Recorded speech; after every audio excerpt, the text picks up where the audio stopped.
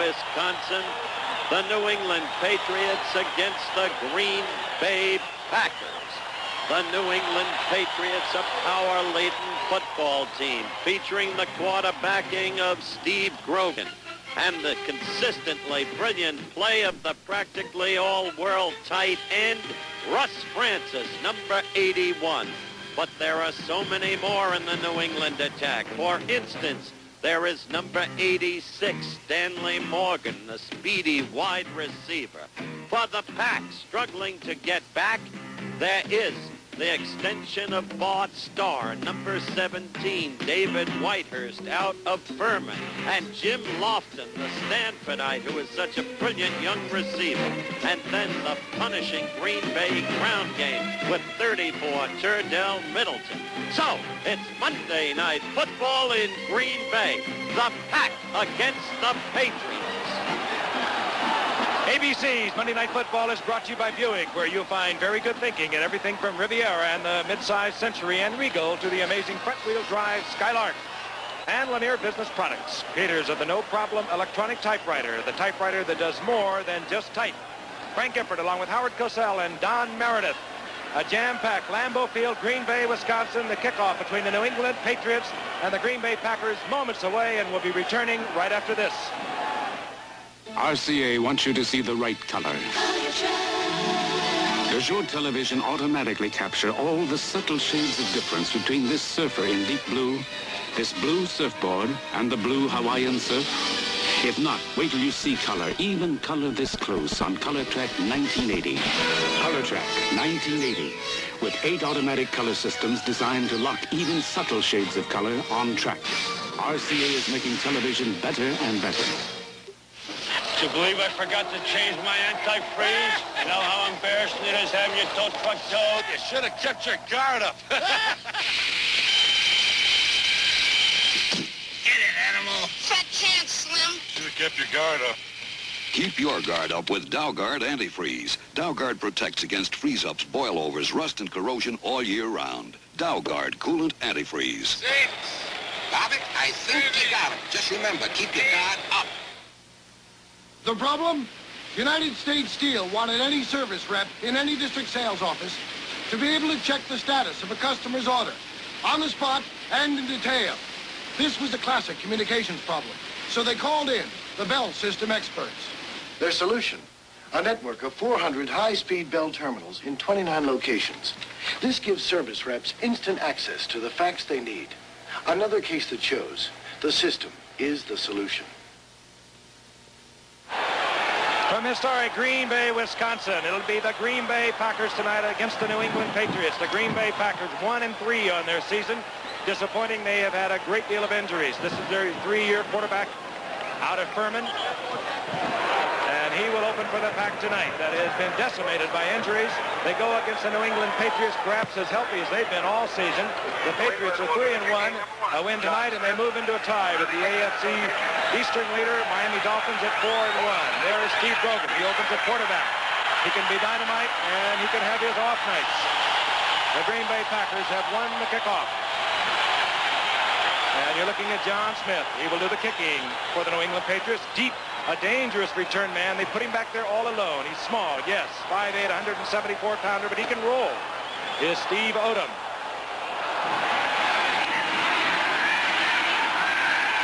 Ron Earhart, in his first year with the New England Patriots, came in under rather shaky circumstances after the departure of Chuck Fairbanks a year ago. He's done a tremendous job with this New England Patriot team. They are number 1 in offense in the AFC. They are number 2 in defense. It's hard to find a weak spot on the Patriots.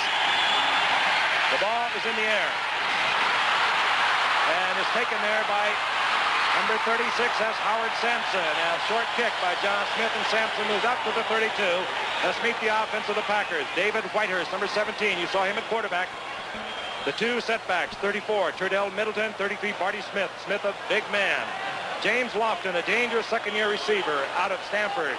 At the right side, an offensive line that has had to be juggled tonight. Concar, a potential all-pro on the left side, is not in there. Stokes is in there on the left side. Leotis Harris, 69, a 2-year man out of Arkansas, opens at right guard. First and 10 the Pack from their own 32-yard line. Lofton in motion for the Green Bay Packers.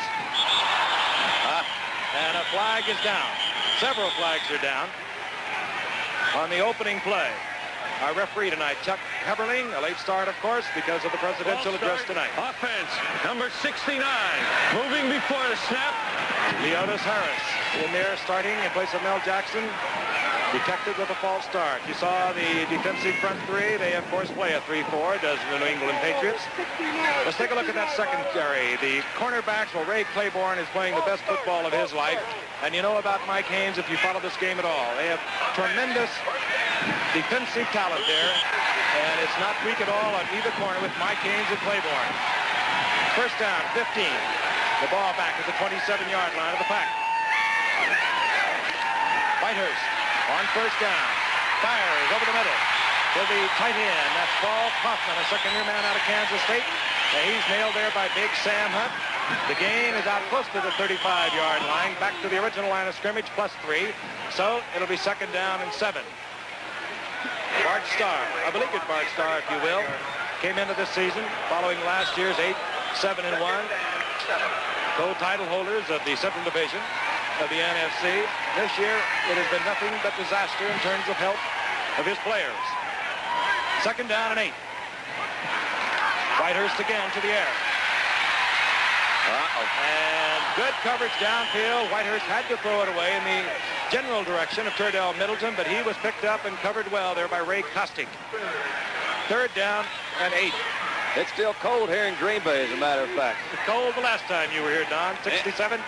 It's dropped about 20, 30 degrees this afternoon. We've got a pretty good wind kicking up. They're going to be throwing into that wind right now.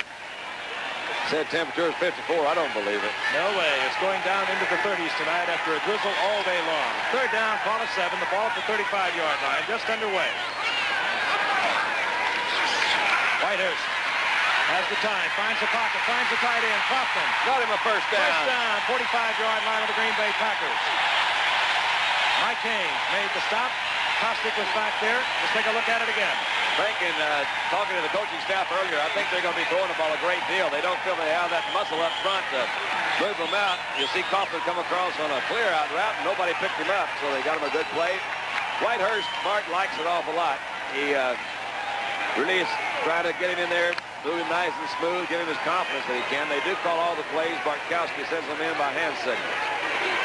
They mark the ball at the 46-yard line of the Green Bay Packers. In motion is Turdell Middleton getting the call. The big man, Marty Smith, and he pounds into the left side, and he runs into a lot of opposition there.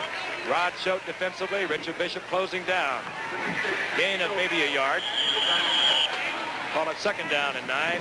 You mentioned that cold day in 67, Howard. I think as we look at the conditions here tonight, I don't think there's anything quite like it. I was broadcasting a time for CBS.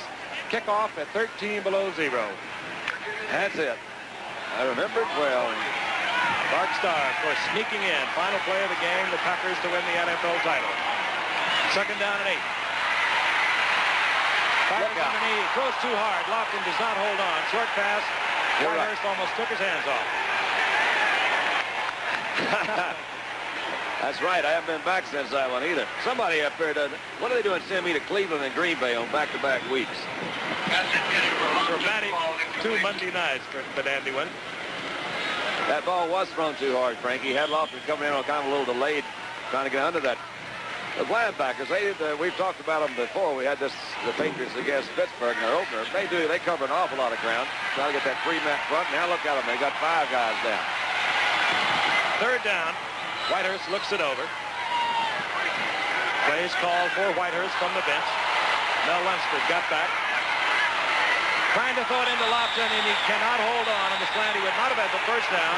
Well covered by the man we spoke of earlier, Ray Claiborne. He was all over Lofton. It'll be fourth down. And that will produce David Beverly. There is Ray Claiborne. Great speedster out of the University of Texas. First round draft pick, of course, in 77. Beverly and Stanley Morgan has dropped deep for the New England Patriots, standing close to his 13-yard line. Beverly rated 3rd in the NFL, or rather NFC, coming into tonight in the punting department. There is Morgan. He can fly. Oh, he almost got it. And it was close. Tim Fox made a go for it, and Morgan does not go with the fair catch. takes the gamble and gets out to the 25-yard line. But the New England Patriots, the #1 team in the AFC, offensively will have their first possession of the night, and we'll be back at Lambeau Stadium in a moment. Now there's a way to type that gets your paperwork done right and done faster. No problem typing from Lanier. You want your work back error-free? No problem. Corrections are made here instead of on paper. Want to move a paragraph? No problem. Add or delete a sentence? No problem. Want your typing back sooner? No problem. Electronic typing from Lanier. Call your local Lanier office. Here's to good friends. Tonight is kind of special. How you holding up? I'm all right. You want to go for 10 miles? If we make it, I'll buy you a beer. If we make it, I'll buy you a loan, pal. When you want the taste of a truly great American beer, tonight, let it be Lowenbrow. Tonight, let it be Lowenbrow. On NCAA college football, one of the biggest rivalries, the Michigan Wolverines battle the Spartans of Michigan State, Saturday on ABC.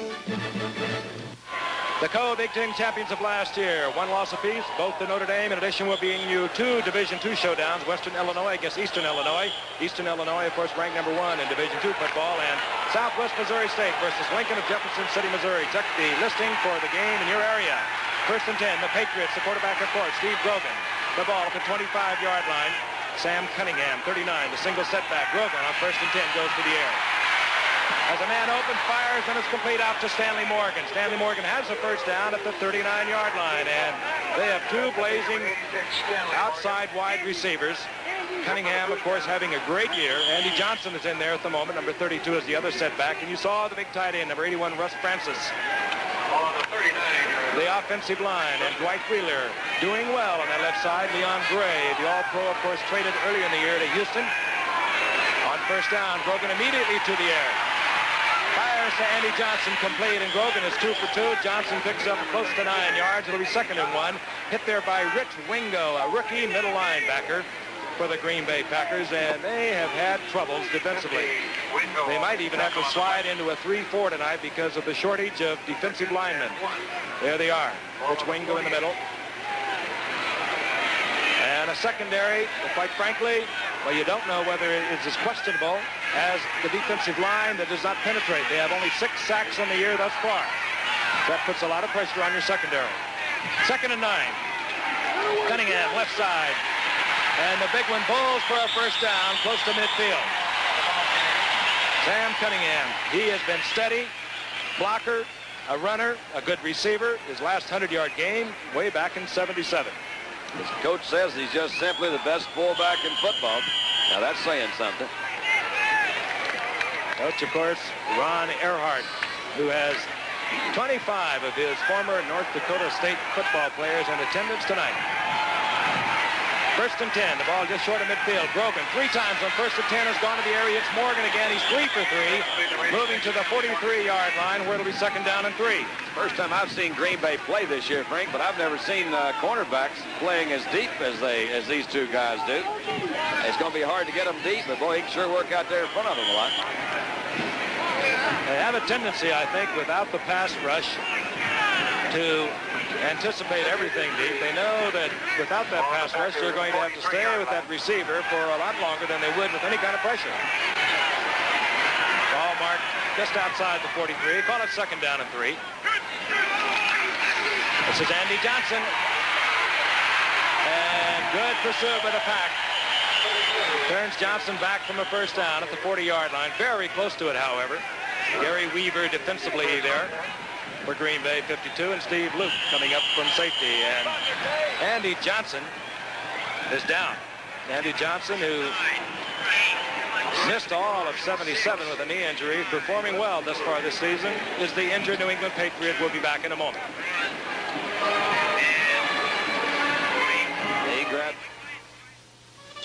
Buick proudly announces some very fine cars and some very good thinking.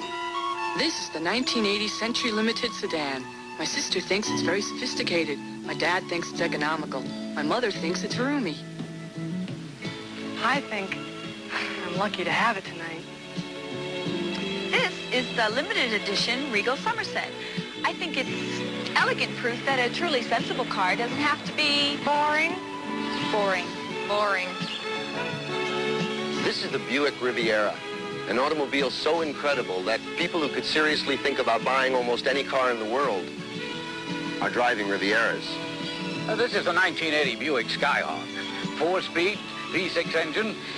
I think it's really me. And she thinks, she'll get used to it. Do you think that owning a 1980 Buick might be a good idea? Good thinking. Sunday, women couldn't resist him. Men would do anything to destroy him. Vampire. Andy Johnson is the injured New England Patriot running back. Carried the ball on the second down. Big pileup. Let's take a look at it again. You think that it's knee what they're working on, but I didn't see it happen, frankly. Let's see if we can pick it up here. Just follow the block. He didn't pick up the first down. Came really close. Head on right there. Somebody looks like they got him. Just a whole bunch of them piled on. Oh, there it is. It comes back across the top. Pulled it over the top. Probably twisted it some. As I mentioned before, Andy Johnson missed all of the season of '77. Had knee surgery. Came back and had close to 700 yards rushing a year ago, complementing the running of Sam Cunningham. Not a breakaway threat, but a good steady ball player for Coach Ron Earhart. Got good hands. He can do it. He can catch it. Third down and a short here. These guys, we mentioned the difficulty that Green Bay has had with injuries, and they really have. They've lost Ezra Johnson, it looks like, for about 2 or 3 more weeks, was told before the game. So they're trying to plug in with some guys that, some of them are some rookies, some of them are some really inexperienced sort of players that they've got in there. They haven't tried to run much so far. It's early in the ball game, but I would think that this big line that New England has should be able to push them out pretty good. You know, you mentioned the rookie, Charlie Johnson, over the right side defensively for the Green Bay Packers, number 99. He's up against probably one of the best, if not the best, blocking guard in all of football, and John Hanna. And I bet he had a long afternoon thinking about it. I would imagine he did, too. You know, Hanna has had a little nagging injury. I think it's his ankle. They all had such a big game last week against San Diego, and Hanna in particular was really pleased with being part of that game. But talking to the trainers and coaches, they say Hanna's at full steam. And you look at a young rookie, he's 6'1". He's not really that big, or not that tall, 6'1", about 200, maybe 50 or 60. But you're right, Hanna's right there in front of him, and they like to run to that side anyway, on that left side of that offensive line. Dwight Wheeler, fill in for Leon Gray that you mentioned. Wimpy, he's just coming in there and doing a heck of a job for him. Third, less than a yard to go for the New England Patriots. No score. 10:42 remaining in the first quarter. That's Pete Brock. Plays tight end on short yardage and hurdling over the 40-yard line for a first down. The big fullback, Sam Cunningham. And it will be 1st and 10 for the New England Patriots. 3 times on first down thus far have put the ball in the air. New England likes to use 3 tight ends from time to time. Brock, Hasselback, and Francis. They used the 3 of them on the key play that won against San Diego last week. Wound up with a pass to Francis. 1st and 10. The ball just short of the 38-yard line of the Green Bay Packers. Brogan puts everyone in the pattern. This is Cunningham, and he's wide open. All right. He's short of the first down at the 29-yard line. Mike McCoy was there early. Also hustling into the play was Rich Wingo, the middle linebacker. 2 quarterbacks were coming up trying to put some pressure on those outside receivers. I don't think it was a blitz. It wasn't a maximum blitz at all. Appeared to me that the linebackers got a little confused with their coverage and left him wide open out there, that little middle zone. They're moving this thing down rather methodically, aren't they? Each time on first down, Grogan has put it in the air. And has had a receiver on each occasion. Cunningham once again. And the big man rolls inside the 25, close to the 22, upended there by Johnny Gray. Sam Cunningham came up a #1 draft pick back in '73. He came into tonight's game a little over 400 yards short of becoming the all-time leading rusher for the New England Patriots.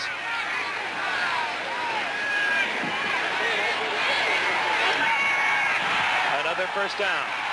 Out to the right is Harold Jackson having a whale of a year, as is Stanley Morgan, who splits to the left, top of your screen, number 86. 2 dangerous speedsters on the flanks for Grogan. Play action, gives it off to Calhoun, reverses it field. Look at Calhoun. He's finally ridden down by McCoy, but not until he's inside the 15, close to the 11-yard line. We got to get a shot of Grogan, too. When he saw him coming back that way, he said, wait a minute.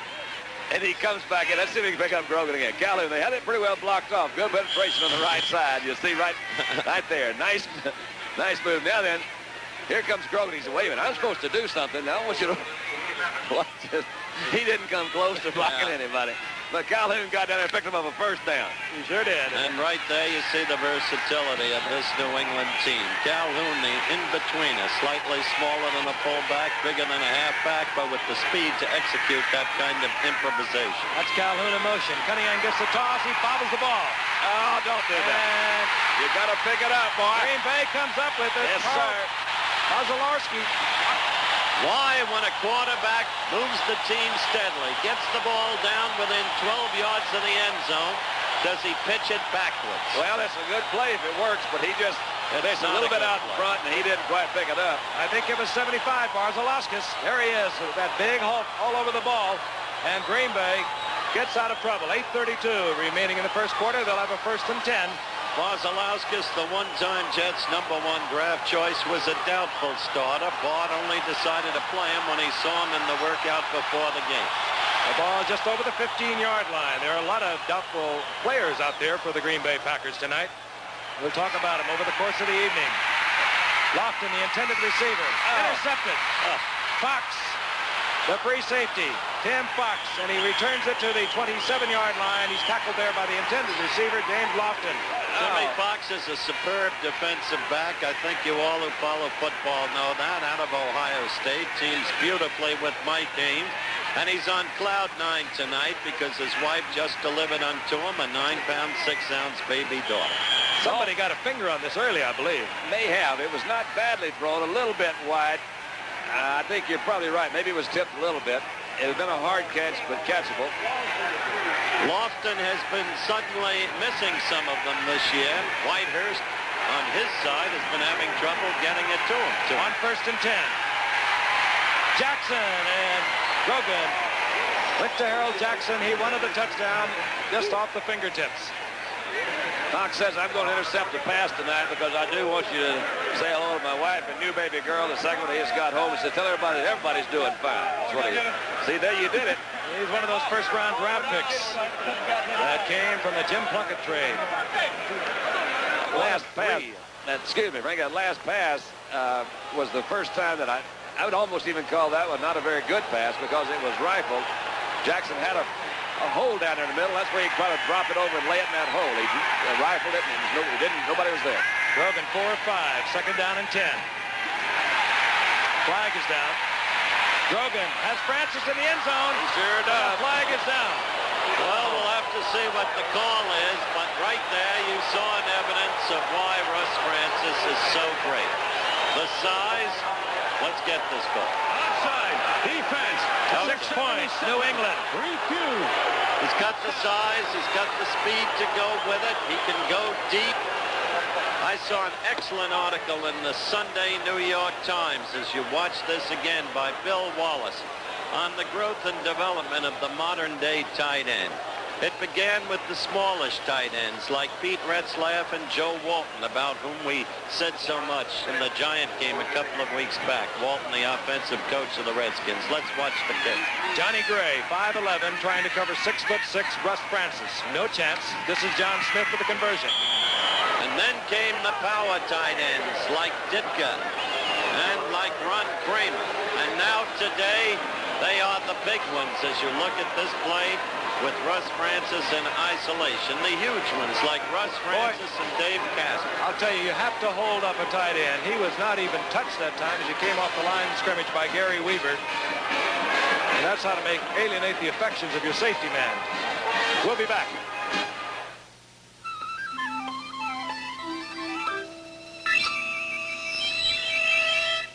The laser, one of several technologies IBM has put to work. Printing. This IBM innovation, a laser printer, uses light to print over 200 pages a minute. IBM is constantly working on ways to print more information clearly, quickly, and inexpensively, like this IBM inkjet printer that pumps ink drops through a nozzle 1/2 the diameter of a human hair to make letters. It prints as neatly as the newest typewriters, only a lot faster. Or this IBM band printer that uses an etched steel band to print information from a computer inexpensively. At IBM, we don't just help you get information, we help you get it down on paper. IBM, helping put information to work for people. The Pope arrives in the United States on the news after the game. The 1,000th game played by the Green Bay Packers being played tonight, and I guess appropriately on Monday night. New England has a 7-0 lead. We have 8:13 remaining in the first quarter. Steve Odom is deep for Green Bay. John Smith pumps it, and Odom will have an opportunity. The speedster. And he gets it out to the 22-yard line. Hustling down there for New England, Don Hasselbeck. A big tight end who would probably start for a lot of teams. He sees a lot of action from New England, but he is a gifted athlete, as is the man who plays in front of him, Russ Francis. And there he is. Russ Francis from Hawaii. He's sure to say I'm from Hawaii. Has his own airplane service over there. Don refused to get in one. I'd like to, as a matter of fact. That would be fun, go through the islands with Russ Francis. Under Thompson in motion. This is Turdell Middleton, and Middleton gets out over the 25, close to the 27 for a pickup of 3, where it'll be second down and 7. There by Richard Bishop defensively for New England, number 64, who's playing superb football for the New England Patriots. In addition to all the injuries Green Bay has suffered that Frank mentioned earlier, there is the problem of youth. 9 rookies on the squad. Bart Starr still in a rebuilding process. Second down. Handoff goes to Barty Smith, and Barty Smith hurls his bulky body out to the 30-yard line for a gain of 3, where it'll be third down and 4. The problem any Green Bay coach has here is the problem of a memory and a legend. Even Bart Starr, who's meant so much to successful football in this town, has to give way because you walk down a street and it's Lombardi Avenue. And all they remember is the years of glory, Packer glory. Ball resting right at the 30-yard line. Whitehurst, the quarterback, puts James Lofton to the right. Plunges backs to the right. Got him wide open. Flag is down. Usually where you're going to get a holding call. He had a man open, but he was very busy back there with a lot of New England Patriots right in his face. There's an interesting mixture, Don. I think of the... There's an interesting mixture, Don, of those Patriot linebackers. The huge ones like Hunt, and then the quick, swift ones like Schote, only 215 pounds on the outside. I really am impressed with their team.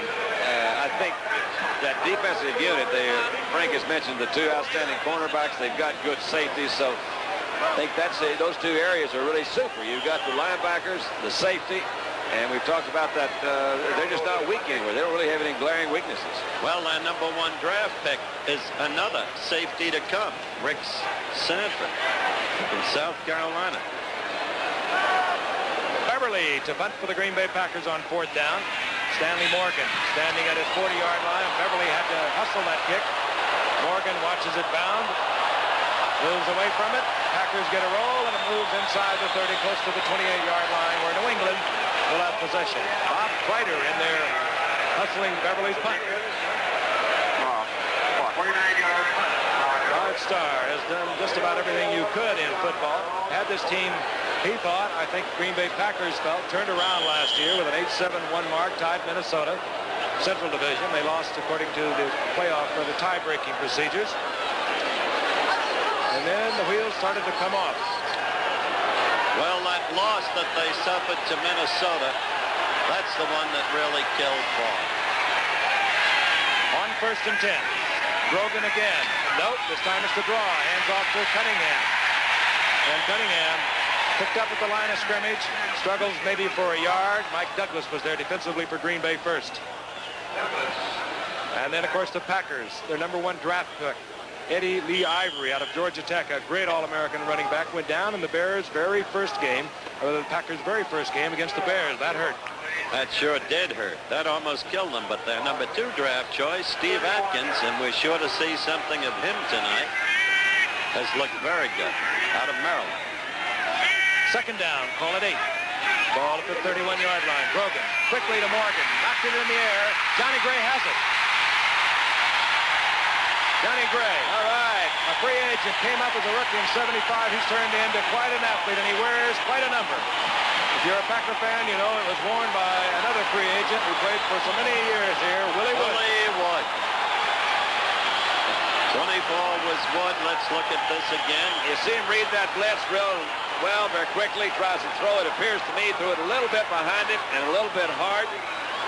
Ball bounced in the air. The old tip drill comes into use one more time. Green Bay has the ball inside the 42-yard line of the New England Patriots. The Packers down 7-0. Cordell Middleton is in motion. Screens to Lofton. A lateral it was. Lofton hangs up what appears to be a pass. Perfectly legal. It was a lateral out to Lofton. He threw downfield in the general direction of Thompson. And they didn't fool anybody. The idea was good. That is an illustrious number worn by Johnny Gray of California, Fullerton, the free agent. This is the one they were going to hit on. I'm sure they've been working on this all week, so this is a sure touchdown. They're not going to do it again either. He just underthrew him about, let's see, 7 or 8 yards. More than that, there were 2 New England defenders downfield. Tim Fox was there almost with the interception. Did not fool him at all. Second and 10. The ball inside the 42-yard line. A good look at David Whitehurst. Passing a little over 60% coming into tonight's game. Whitehurst. That's nice. Middleton upended, but he falls forward to the 12-yard line. Hit there by Tim Fox. That was a beautifully thrown ball by David Whitehurst. That's the first time tonight he's shown us touch. Fairly well covered this time by Ray Kostick, number 55. You'll see that Cordell slips out of the backfield a little bit late. The ball's right there, and from the quarterback position, there's not much to drop it in, and he did, right like number 2 washtub, right over his head. Kostick, of course, the man that Ray Perkins wanted, because he's good on pass coverage. But then, right there, perfect throw by White. A partisan crowd waving their pom-poms, the Packers. And Whitehurst hands off to Barty Smith, who would have kept his feet, he would have been in the end zone. As it is, he gets inside the 5. He'll have a first and goal, I do believe. I'm anxious to see that. That was a big hole over there. Nobody hit him at the line of scrimmage. Let's see what we can come up with. Well, this is a big back, too. Man, they just pushed them all in. Pretty good move. He was outside. He was a first-round draft choice from Richmond back in '74. It's taken him some years to develop, but he achieved respectability last year and may be on his way to his best year this year. That was Harrison Cook over there, the guard and tackle, giving good block. As you can see, it was short of a first down, and David Whitehurst did not like the men he was operating with. The plays are called from the bench. Yep. And sideline apparently signaled to Whitehurst to call timeout, and which he promptly did to move over and have a visit with head coach Bart Starr. That's Zeke Bratkowski in the yellow blazer, standing next to Bart Starr, a couple of NFL quarterbacks. We're going to pause 5 seconds to allow our local stations all along the line to identify themselves. WLUK, TV 11, Green Bay. I think that bore out a little bit of what Howard said a moment ago. You don't find established teams with veteran players being forced to use a timeout. You never know when you're going to need them. Down the line, we saw earlier, I forget exactly which game it was, where it cost the team dearly not to have that extra timeout that they needed towards the end of the first half. I agree with that in principle. It really makes sense. I think it's very important for Green Bay when they're down here. Man, they got to get 6. Second down, about a half a yard short of a first down. Cordell Middleton slipped, but he regained his balance. He is close to a first down. I believe he has it. Middle of the New England defensive unit in there on the stop, headed by Rod Schoch. That was Middleton's best performance of the year a week ago against Minnesota. He's had an assortment of ailments. Had a sore knee, an ankle. He's had what they call turf toe. And last week, healthy, he went for 90 yards against the Vikings. 1,000-yard gainer a year ago. First and goal. Ball inside the 2. Barty Smith. Oh, yeah. Easy. Oh, yeah. Green Bay's on the scoreboard. Yes, sir. So what looked like a potential rout just a couple of minutes ago with that touchdown peg from Grogan to Russ Francis is back to being a ball game. And look at those Green Bay fans. Number 69 over there is Harris. 68's Cook. And man, he just came right over the top. And he got him. Hey, that Leotis Harris getting his start tonight in place of Mel Jackson. He was a big factor in that burst of Barty Smith. Here's Chester Markle. Whoa. Huh. He hit that one low. And he just didn't get it through the upright. But we have a tie football game. Over 56,000, a capacity crowd in Green Bay looking on. We'll be back right after this message. The world won't stop when you want to photograph it, but the Olympus OM10 can stop the world. The OM10 is fully automatic. This Olympus tells you when you can shoot and when you can't. You change lenses in seconds with the OM10. Or put on a winder and lock in the action at 3 frames per second. The Olympus OM10 even has a self-timer so you can get in the action instead of just watching it. With Olympus OM10, great shots automatically. Searching for oil here in the U.S. had gotten harder and harder. We had laid miles of heavy seismic cable just about everywhere we could. Then, Phillips came up with a new way to search, using portable units like this. It works in mountains, swamps, hundreds of places too hard to search before. So soon this country may be crawling with crews like ours, looking for oil here at home to replace some that's now being bought from foreign countries. Phillips Petroleum. Good things for cars and the people who drive them. Larry Holmes, Ernie Shavers, highlights of their hard-fought WBC World Heavyweight titles, Saturday on ABC's Wide World of Sports. The Green Bay Packers on the scoreboard. Johnny Gray with an interception of Steve Grogan, setting it up. Key plays by Middleton, Barty Smith. Barty Smith got the score. Alan Clark is deep, awaiting Chester Markle's kickoff. Here is the rookie from Northern Arizona. He's been superb on the special team for New England. And he hustles and hurries out over the 30-yard line, up into there by Robert Kimball. By the way, Wide World of Sports on Saturday, not only the highlights of the Home Shavers Heavyweight Championship fight, and once you saw that, you really saw something. We'll also have World Figure Skating Champions on display and the World Speedway Motorcycle Championships. Wide World of Sports Saturday. And coming off the field is number 55, Mike Hunt, and there's the man who got it into the end zone for Green Bay. Richmond. New England has shown a proclivity for storing the ball on first down thus far. This is Calhoun, who will replace the injured Andy Johnson, moving over the left side for a gain of 3. It'll be second down 7. You mentioned Johnson. He's got sprained knee ligaments, definitely through for the night. That's the report we've gotten. Apparently on his way to the hospital right now to check for cartilage damage. It's a tough break for New England. You know of Johnson's all-purpose value as a former college quarterback. Second and 7. Morgan splits to the left. Speed on the flanks for Grogan. Look out. Harry Jackson almost picked off again by Johnny Gray. Again, that middle zone's open. He let that one fly a little bit. The one I mentioned earlier went a little bit too much on the line. Somewhere in the middle is a completion. Hey, Don, he's got a tough breeze here tonight, though it's gusting. That could have something to do with it. That's an interesting sign. Really is. That could get me 200 more columns. I didn't see the sign. What was it? We love how it goes up. You have a large family, don't you? They'll have to. You said that one a week ago. I didn't realize they were that big. Oh, they're big, big. Earl Edwards comes into the ball game, picked up recently after being cut from Cleveland a year ago. Has not been playing at all, but he's in there now, number 73. You might remember him with the 49ers. Later, of course, with Buffalo and Cleveland. Third down 7. Flag is down. Grogan got him a first. Got his first down at the expense of his body, but again, a reminder, flag is down at the line of scrimmage. That is the key to it, of course, but Grogan somehow seems able with that rangy. Offside. Defense. Number 77. Refused. First down.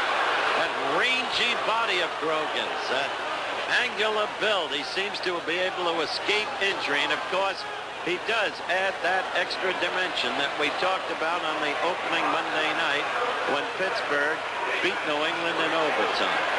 He had an opportunity here to go for the sideline. He saw his first down, felt he could make it right there. He went over Hood, number 38, picked him up a big first. Steve Grogan, by the way, had off-season knee surgery for New England. They don't like to watch him run that much. This is Sam Cunningham. He bowls ahead close to 5 yards near the 49-yard line of the Green Bay Packers, where it'll be second down long 5. How do I like it so far? So far, the back is keeping the game representative. From our point of view, we hope it stays that way.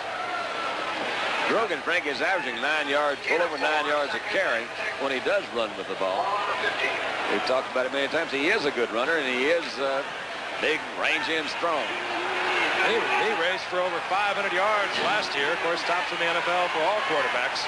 Good athlete. Sometimes if there is criticism, it just doesn't take enough off the ball on the slants. Here comes Calhoun. And Calhoun falls for a first down. Hit there first by Rich Wingo, but he moves ahead to the 43 and another New England first down. That kid, number 50. Keep looking at him. I think you'll hear Frank giving him a lot of calls throughout the game. A number 7 draft choice from Alabama has come on very strongly. He's the guy the Green Bay camp is really raving about. I think you saw him make that play, and I think he is good. I think also because he's a rookie, you saw a little bit delay in his recognition. That was a change of flow play, so he made it, but he was not there in time to stop him from getting a first down. The 8th for New England thus far tonight. Grogan hangs it on a line. Out to Stanley Morgan. It's complete at the 36-yard line, a gain of 7, where it'll be second down and 3. And that ball was in the air a long time to show you what Grogan can put on it.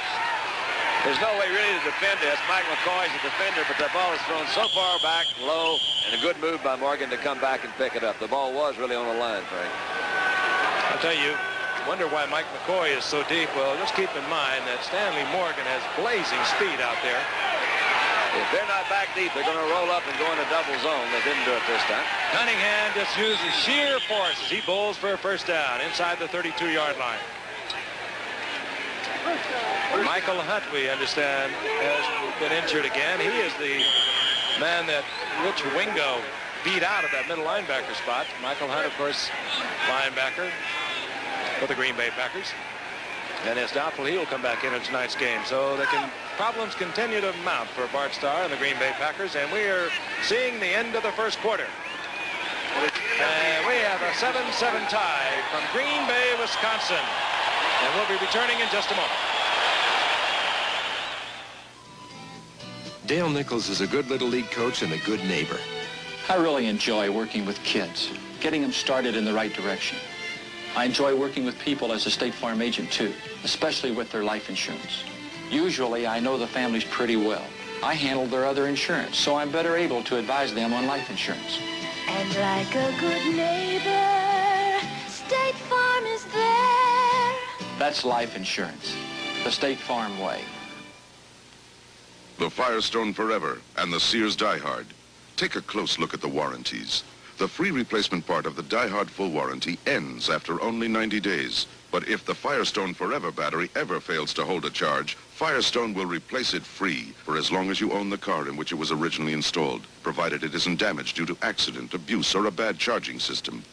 If you need a battery and you're going to keep your car for more than 90 days, you want the Firestone Forever. Do you know what I really liked about basketball? Negotiating my contract. You know, like casually mentioning retirement just before playoff time? Well, now, you got a chance to do some dealing yourself. The 1980 Buicks are coming, and the dealers still have plenty of 79s left. Now, you don't have to be a wizard to know what that means. See your Buick dealer. Of course, right now, he's a piece of cake. It's take advantage time now at your Buick dealer's place. What do they think I've forgotten everything? Of course I remember all that silly stuff that happened back in those days. And reference, of course, to the frozen NFL championship game played in '67 here, and Green Bay winning, of course, and 13-degree below zero temperature on the final play of the game. Bart Starr sneaking it in. 1st and 10 now, New England. The ball at the 32-yard line of the Green Bay Packers. Calhoun. And Calhoun bounces off Charlie Johnson, the rookie from Maryland, gets to the outside, but a host of Packers are there to make sure that he doesn't pick up any yardage, headed by Steve Luke. Well, there you see the New England edge, though it doesn't show in the score, especially in total yardage, and a reasonably decent 2-minute edge in possession time. Still, it does not yet show in the score, all because of the Johnny Gray interception. 2nd down, 10. Out to the right goes Stanley Morgan. He's collected out there by Estes Hood. Out to the left is Harold Jackson. Russ Francis, and he's brought down by Steve Luke. I'll tell you something. That's a guy I respect, Steve Luke. Out of Ohio State, he is one of the better strong safeties in football. With Green Bay, upon doleful days, you don't read or hear a lot about him, but look at that hit. He did a good job. He threw that pass absolutely into the heart of the strength of that defense. They were into kind of a safety zone. They had the strong safety was up in there. Outside linebacker was in the middle. He had a couple of guys open over on the other side, and he wanted to come back. Michael Hunt comes back into the game. Number 55. 3rd down, long 4. Ball just short of the 25-yard line. Grogan, Francis. They say no. Incomplete. Now they're going to take it away from you, argue. They had a safety blitz that time, picked up the blitz real well. It seems that you see another shot. In the middle. That was Michael Hunt that we didn't think was going to come back. That was in there that time. He's now limping off again. On the earlier completed pass with the hit by Luke, you suggested that he threw into the heart of the defense. Yes, I did. Maybe so. But when you've got a guy Francis's size, it's no different from Dawson throwing to Otis Taylor. He can bust tackles, and that's what Luke prevented on that play. 43-yard attempt. It's a quarterback that holds. That's Matt Cavanaugh, number 12. Smith. No good. Kicking into the wind. Ball held up. No good. And Green Bay will have the ball at the line of scrimmage, the 31-yard line. Ron Earhart does not like what he sees happening and will be returning to Green Bay in a moment. Wherever you grew up, going home these days can be quite a surprise. Because everywhere you go, America is remodeling. So good to see the folks again. So many things to share. So good to see the home I knew and loved. And at Georgia Pacific, we're helping more Americans remodel with our products than ever before for living space. Always knew it had or enjoying space. great possibilities. And you can find the building materials you need at thousands of our registered dealers everywhere. Like pre-cut wood products, the plans, the ideas, the help you need to do projects yourself. Because at Georgia Pacific, we see America's older homes as one more resource we can't afford to waste. Daddy, you haven't changed a thing. Georgia Pacific. Oil, gas, coal, gypsum, timber, and the skill to manage them. On NCAA college football, one of the biggest rivalries, the Michigan Wolverines battle the Spartans of Michigan State Saturday on ABC. From 43 yards out, not enough hit, not enough distance, and no amount of body English is going to help. John Smith is now 6 of 9 on the season. Very accurate from inside the 40, a little questionable outside. We're hurting, but we're not quitting. It's a pretty good attitude. 1st and 10, back. It's all tied at 7, the 13-16 remaining in the first half. The ball just inside the 26-yard line of Green Bay. In motion is Thompson. And Barty Smith gets the call. Finds a little gap on the right side and uses his 225 or 30 pounds to get out over the 30, close to the 31. A gain of 5. It'll be 2nd and 5, upended by Richard Bishop. Left outside linebacker Mike Hawkins, 59, out of the game for the Patriots. He's been taken to the hospital. No word yet on what that injury is. You got a quick glimpse of 57 in that last play. That's Nelson. There are a few better in the game. 2nd and 5. Turdell Middleton gets the call. Fires the right side, gets a gain of a couple. It'll be 3rd down and 3. And reminding you of, you'll be watching Michigan State. And also, you'll be seeing a couple of Division II showdowns. Western Illinois against Eastern Illinois. Southwest Missouri, and we'll tell you about it in a moment. 3rd down 3. Grogan goes up on top. Middleton with a good move gets the 1st down. Yes, sir. Nifty runner, Turdell Middleton. Out to midfield.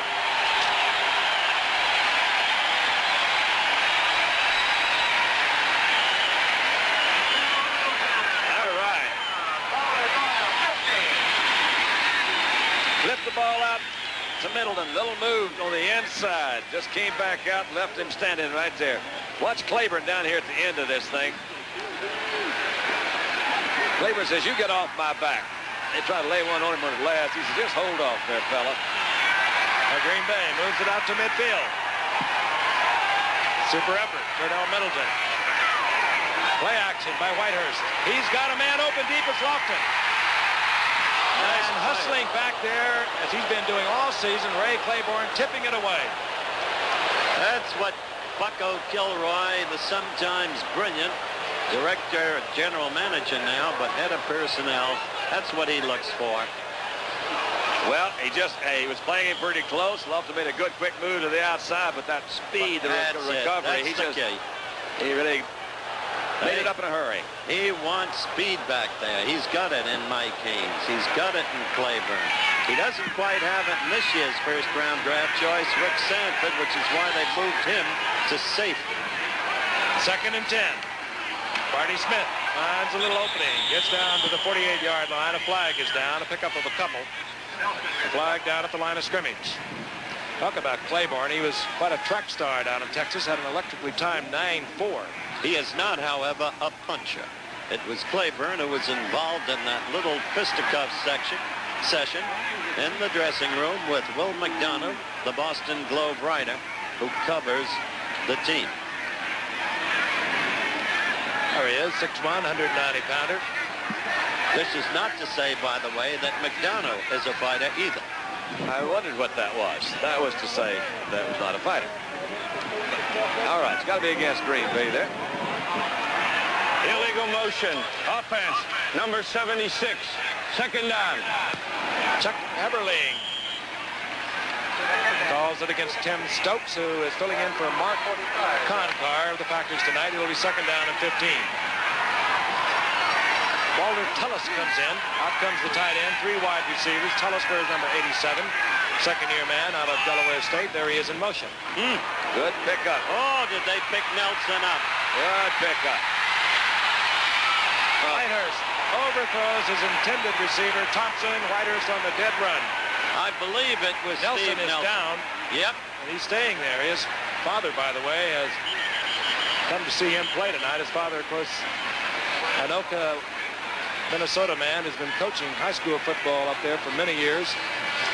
And now watch Nelson. You'll watch him on the blitz. And boy, is he picked up here and hit. Sandwiched right there. So Steve Nelson is down for the New England Patriots, and we'll be returning in just a moment. Here's to good friends. A toast. Here's to a vanishing breed. Bill Evans, bachelor. End of a perfectly good ladies' man. To Bill Evans, a free man. 13 more hours. When you want the taste of a truly great American beer, tonight, let it be Low and Brow. Speech! Come on, you guys. You're beautiful. You see this NFL poster? It's a $2 value, and I got it for only 50 cents when I bought a set of Champion spark plugs. A terrific NFL poster for only 50 cents. And look at this. Isn't that pretty?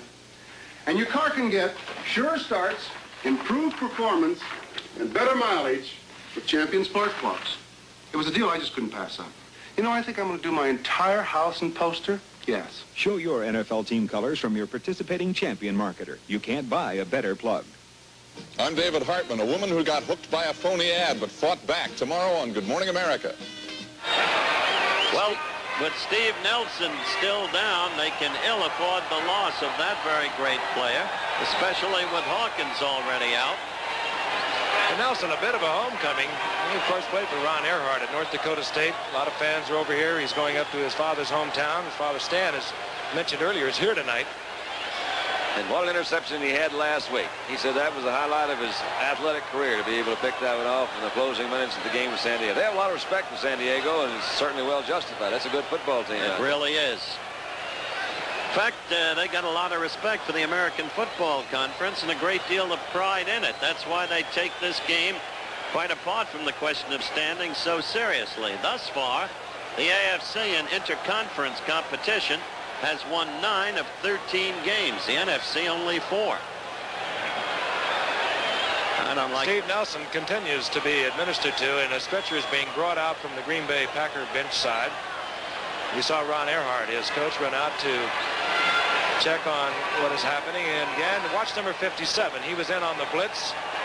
It looks to me, Frank, that either he got his head or his shoulder. Let's go for it. 57. And he's coming in. That's Turdell Mitchell. So they caught him like right in the middle. So it's either a shoulder or a head. Or the neck or head. You may be right. On that replay, it looked more like the neck and head. But they got him right at the same time. So, well, let's hope it's not too bad. Steve Nelson being taken from the field. Don't like to see this. Howard, last week, Frank and I went out to dinner last night, and we were talking about the magic of Green Bay, and it hasn't been that much magic up here for them athletically in the last few years, but everywhere we went, man, this thing is sold out, totally sold out. One guy came over and he was talking, and we asked him, was he coming to the game? He says, no, man, I can't. He says, I'm a truck driver. He said, but I got my name on that list, and they told me I'll get some tickets in about 8 years. So that's more than that. He wasn't upset about it. No, I don't expect him. I've got my name on the list. I'll get him in 8 years. The point being that somehow the magic of this, one of the cradles of professional football, is still here. They're so proud of this team. First time, though, this year, talking to Bart, they've really started getting on Bart's ticket a little bit. This is his 5th year, and I think when he started, he more or less indicated, he said, look, give me 5 years and we'll get this thing kind of put back to shape, see how it goes. Yeah, but Frank made the point, Don, earlier, and I think it's valid. Bart thought he was on the way last year with the 8-7-1. And look at the injuries tonight. Yeah, I think he was. And makes you worry about this business. He says, first I got to give me some players, and next I got to keep them healthy. So, you see that? Star will make it. Well, and we've said many times, if you're going to get somebody from Central Casting to play quarterback, call him Bart Starr. I never heard of a better name than that. But look, it all began here in what, 1919? Curly Lambeau, a tremendous football team then, rolled up more than 500 points, lost only 12, lost only 1 game, their final game, to the Beloit Fairies. You've got to be kidding. No, it's the truth. No, it is not. Honest to goodness. The Beloit Fairies. That's exactly right. And well, you said it first, Steve. We'll give you a full report on the condition of Steve Nelson just as soon as we receive our information. Great young man and a great football player, and you hate to see this happen. But look at that panoramic view of Lambeau Field here. Through all of the years, Curly Lambeau, Arnold Herbert, Don Hutz, Johnny Blood, Johnny Laws, and then, of course, the Lombardi years. And at halftime tonight, a special feature. I think you'll enjoy it as you once more get a glimpse of one of the greatest men ever connected with the game of football, Vincent T. Lombardi. Steve Nelson has been taken from the field. There have been changes for Green Bay. Jim Culbreth, a 3-year man out of Oklahoma, has been cut a couple times by the Green Bay Packers, is in there, 1 setback, number 31.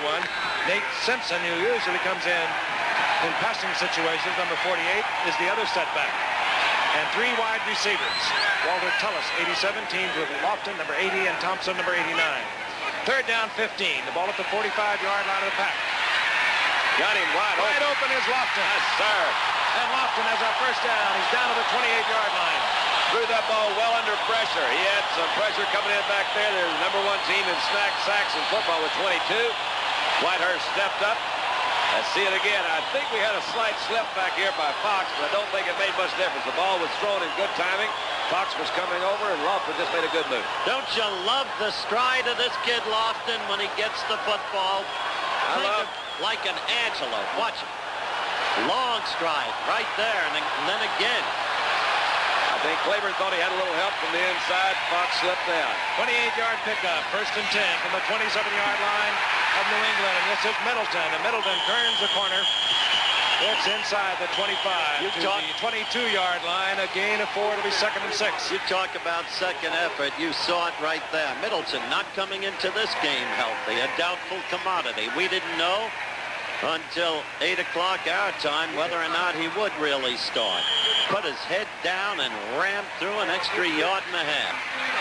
Put a real boost to the Green Bay. That was a 3rd down and about a 15 where they picked up that big 1st down. So now they're down there moving with a 2nd and about 5. Ball right at the 22-yard line. Cordell Middleton finds an opening. And Middleton down close to the 15-yard line. Another Green Bay 1st down. I'll tell you, this ball club is going to miss Steve Nelson. The Pats, I mean, of course. So they're going right in the middle there. Trying to work off of McGarrett in the center. Go for it, then Harris. And there's Turdell. He'll follow him. Bill Matthews is in there defensively, number 53. Steve King, number 52, for New England defensively. 1st and 10. Whitehurst has a man open. There it is. Thompson. He Thompson. Good beautifully. Andra Thompson leaving Mike Haynes a step behind, and Whitehurst right on target. That was a good offensive play. They had a little show with the offensive line as if it would be a run to this side. So the Pack, at least at the moment, as we look at it from the end zone, is back and ahead. They had trailed at 1.7 to nothing. If they convert, it'll be 14-7. Chester Marco on for the conversion. Well, I don't know how he got around him as slick as he did, but he made a quick move somehow. Wait a minute, Chester. And Marco flirting again with a misconversion, but he gets it through. Green Bay has a 14-7 lead. 9:03 remaining in the 1st half. Look at it again. You see this slight move to the right side. Whitehurst sets up good, looks, and then comes back, and somehow Thompson had a step on him, and he's right there. They isolated him. So Thompson and Whitehurst team up. They put the Packers on top with 9:03 remaining in the 1st half, and we'll be back in a moment. Antifreeze, you never think about it, or how it has to protect somebody beside you, or what could happen without it. Stranded in freezing weather and no help for miles. Don't trust your luck. Don't trust the weather. Take out old, weak antifreeze now and put your trust in Prestone, too. More people trust Prestone than all other brands combined. I've been worried about you. More people trust Prestone. And when you flush your cooling system, trust Prestone Super Flush. Now there's a way to type that gets your paperwork done right and done faster. No problem typing from Lanier. You want your work back error-free? No problem. Corrections are made here instead of on paper. Want to move a paragraph? No problem. Add or delete a sentence? No problem. Want your typing back sooner? No problem. Electronic typing from Lanier. Call your local Lanier office. The most important event in baseball beginning Tuesday night, October 9th, live at 8 Eastern. The World Series on ABC. And, of course, our ABC coverage of the World Series will begin in the ballpark of the American League champion next Tuesday night. Howard will be there. Don and Fran and I will be in Oakland on Monday night for Miami and Oakland. Here is Alan Clark, a rookie 10th-round draft pick out of northern Arizona. Been spectacular on special teams. Chester Marco, who has given us some weird kicks tonight, drills it downfield. Taken there by Rick Sanford, a rookie number 1 draft pick out of South Carolina. And Sanford bowls his way out close to the 25-yard line, where New England troubled by a scrappy, battling Green Bay Packer bunch tonight. Dandy, I'm afraid you are right. A preliminary report, and that's all we have, nothing definite, is that the injury is to Steve Nelson's head. Oh, well, I'm sorry I was right. Sanford Brings it out to the 23-yard line. 8:53 now remaining in the first half. Sam Cunningham, single setback. Calhoun, 44, in the wingback slot, bottom of your picture. Cunningham gets the call. Hannah's out in front of it. Flag is down, and Cunningham goes out of bounds. Driven out of bounds at the 30-yard line. That's the lad who scored the touchdown, Andre Thompson. His 6th reception this far on the year, and a big one it was for Green Bay. Holding. Offense. Number 62. Dwight Wheeler, the left tackle for New England, holding. They were trying to string that play out. It looked like Dwight just reached up and grabbed a jersey or something, trying to get around that corner. You know, I got a similar feeling tonight as I did last night. I mean, last week when we were in Cleveland. When this New England team opened this thing up, you thought maybe they could just run anywhere they wanted to. This thing has turned around a little bit now, and we've got ourselves a good ball game. We certainly do, and you can sense the tide at the moment going Green Bay's way steadily. First down and 20. I wonder how many of the viewers recognize the face of Bill Curry. And Green Bay has gone to the 3-4. They're short on defensive linemen. Kicked off. It's Steve Luke. Stepped right in front of that pass. I don't know whether Grogan saw him. He had put it right in Luke's hands, and Green Bay will have a first and goal. Well, that's the young man I talked about, Steve Luke of Ohio State, the strong safety. The crowd is going crazy. And Ron Earhart is now a much more assured coach as we look at this from the end zone than he was the opening Monday night game of the year when he left Grogan in despite several adversities. This time he may not be loath to put in Matt Cavanaugh or Tom Owen. Well, it certainly has turned around. Son of a gun. That's a kid who led his team in unassisted tackles, is leading them again this year. And now Green Bay, out on the field, has indicated that they're calling timeout once again. That is the case. Green Bay, apparently, with some not in the game, they should have been, or otherwise, it's called timeout. We'll be back. General Motors does make a lot of cars, but a lot of people don't know that we are the biggest producer of diesel electric locomotives. My kids they call it the locomotive factory. John Schranz, locomotive tester. This is who we are and what we do at General Motors. We test the final product.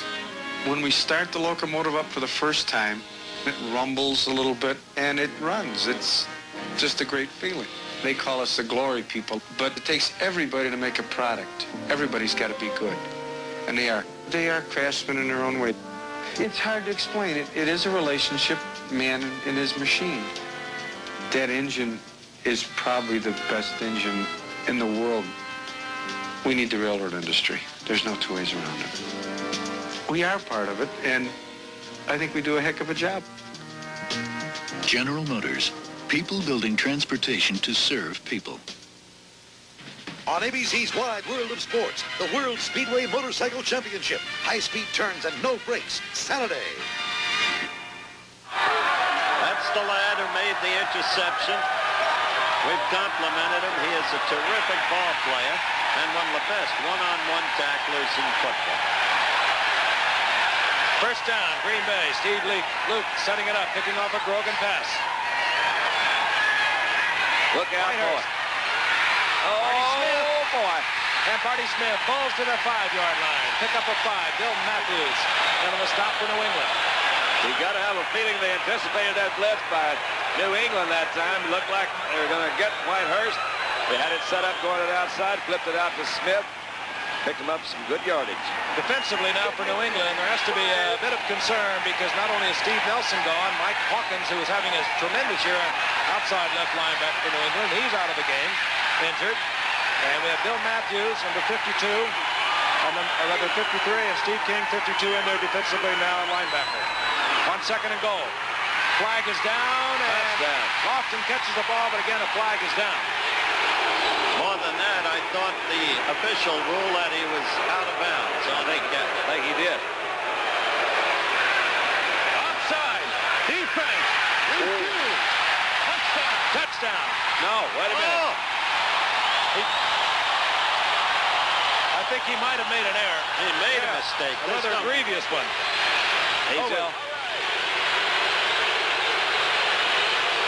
Chuck Heberling going to get it all straightened out, and he's going to tell us that he gave the wrong options, perhaps,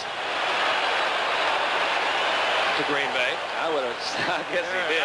Now he's going to probably take the 5, or half the distance to the goal. A lot of electricity, a lot of excitement up here.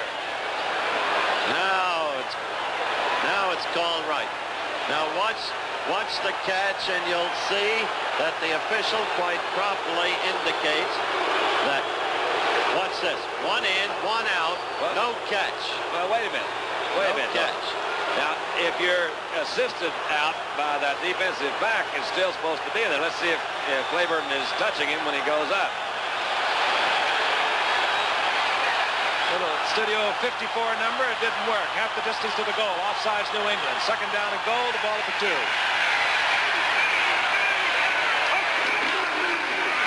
Turdell Middleton. Turn back. Pitch efficient. Pop. Middleton slowed him up, and the rest of the New England defense collapsed on him. It's one of those occasions where you think if he'd given it to the first guy through, he may have scored. He was trying to follow Smith that time. It looked like Smith did.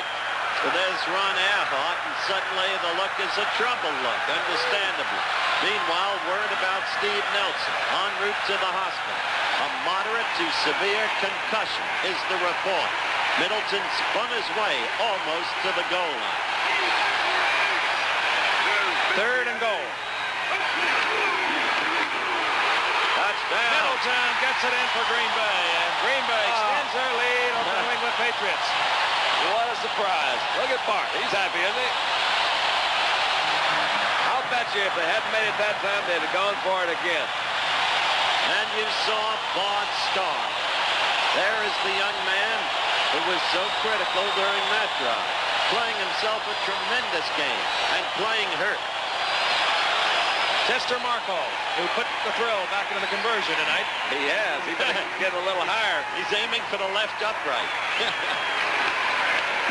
Time is blocked. He's kept the 2 previous ones low, and this one they blocked. You could see it coming. Oh, Bart's in late a minute. He didn't like that. All right, let's see what we can pick up on a touchdown there. Going left. Good lead block in there by Smith, but Turdell does most of it on his own. He hits Haynes' head up. Haynes couldn't quite do it. They're pretty stacked up in there. It's awfully hard. It was less than a yard to go. That's Tim Fox coming in, trying to pull in there. Okay, Turdell. I'll tell you, they went over the left side where Konkar is absent tonight, and Tim Stokes is over there. He must have made some block. They just didn't let him penetrate, Frank. They held him in there a little bit, gave him just a little push across. I think when Smith came through first, he kind of unlodged that first little bit of line pressure. Turdell did the rest of it. You got to figure that New England will come back. They're just too good a football team to fall apart. But at the same time, they've got to get better quarterback, at least tonight. The kids have got their attention. Chester Marco, the kickoff. You had a quick look at number 35. Alan Clark, he's positioned at his 5-yard line, anticipating a deep kick. He gets a low-line drive. Tries to one-hop and bobbles it. It's picked up there quickly. I don't believe by Musa Tatupu, and Tatupu out over the 15 to the 17. Look at Earhart shaking his head. He's going to give him some trouble out there. I'll guarantee you there's only 3 fumbles on that one kickoff. All right, 20-7. The missed conversion or block conversion off this man, Chester Marco, could be a consideration later in the game. 7:07 remaining in the first half. Ball just inside the 17-yard line. Brogan puts Harold Jackson right. The setbacks, Calhoun, 44. Cunningham, 39.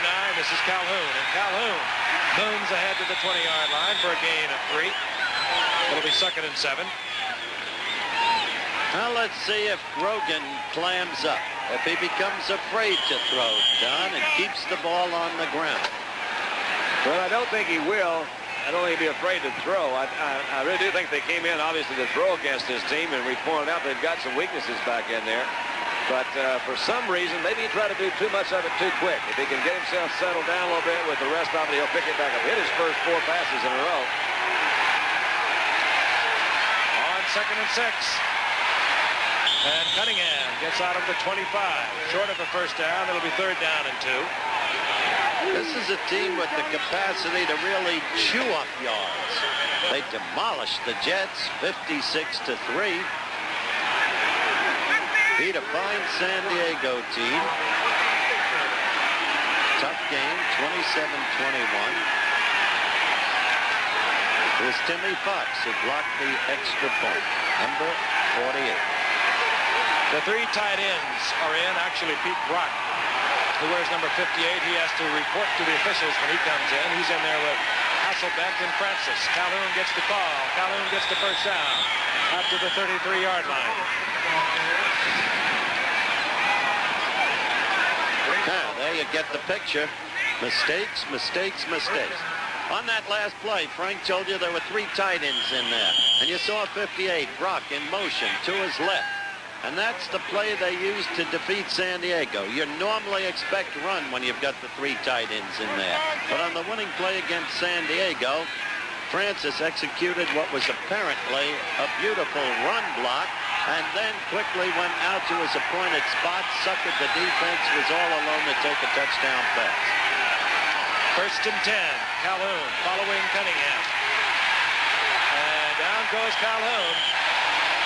Rich Wingo over there defensively for Green Bay, the first Packer in on the stop. We would like to quickly remind you that tomorrow, 12 o'clock noon Eastern Time, ABC will be carrying the address of Pope John Paul II to the UN. And how this man's travels has impacted upon the world. Seeing the satellite films from Ireland and, of course, his arrival today in Boston. That speech at 12 o'clock Eastern Time to the UN on ABC. 4:25, the clock is moving, remaining in the first half. 2nd down and 8 for New England. They're down 20-7. Grogan, and he's caught from behind right. Robert Barber. Well, it's about 3. It'll be 3rd down and 3. I got to tell you, Barber gets his shot at playing because Ezra Johnson, the great pass rusher and stabilizer of the Green Bay defense, is out, injured. That lad is from Grambling College, which you've heard about before, and that was tremendous pursuit for a man his size. It was good secondary coverage, too. They brought both the outside cornerbacks up to try to cover the short zones. The safeties go back to cover the deep zones. The linebackers drop. They had Francis well covered that time. He didn't have anybody open, and it was good pursuit. You're right. Ball marked at the 34, so it's actually 3rd down 4. Grogan in trouble. But if only a quarterback like Grogan can do, he turns it into a nifty gain. I think he's short. No, he gets the first down. Now, again, Rich Wingo's all over the field. Told you to watch that kid. He's been the talk of the camp. Hey, he came in when Michael Hunt was injured, jammed his neck. Rich Wingo came in and replaced Michael Hunt, and Michael Hunt cannot get back in there, middle linebacker, this 7th-round pick out of Alabama. When the big bad trains him, he trains. They train. Grogan got the first down. Ball at the 38. He goes to the air again on 1st. Look out, got a man open. It's Francis. Oh, that's a play. Russ Francis gets the first down down close to the 32-yard line of Green Bay. He's popped hard by Mike McCoy, but the big one holds on. Now, the extra dimension of Grogan, Don. He does have the move. You'll see right there. He almost was trapped again. Coming up. Francis made a good adjustment, too. It's what you really like to see the receivers do. When they come out, they see that whatever route you call is not open. He sees the quarterback in trouble. You go to an open spot. And difficult pass executed, running to the left by the right-handed Grogan. Gets New England a first down at the 32. Grogan, everyone in the pattern. This time he's going to go down.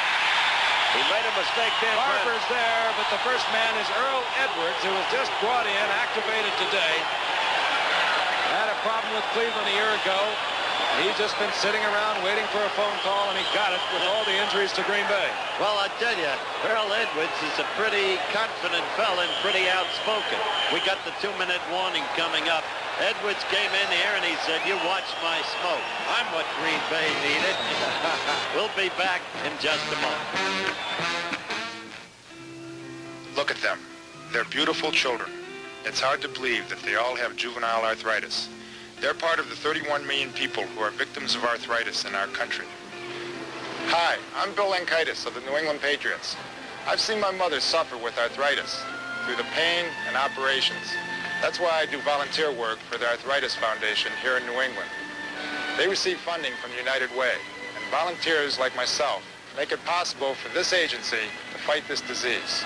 These are my daughters, Chrissy and Lori. They're healthy. They don't have arthritis, so I'm blessed. Each time I volunteer, I feel that I'm helping some child that isn't so lucky. You can help too by supporting your United Way and by being a volunteer. United Way works.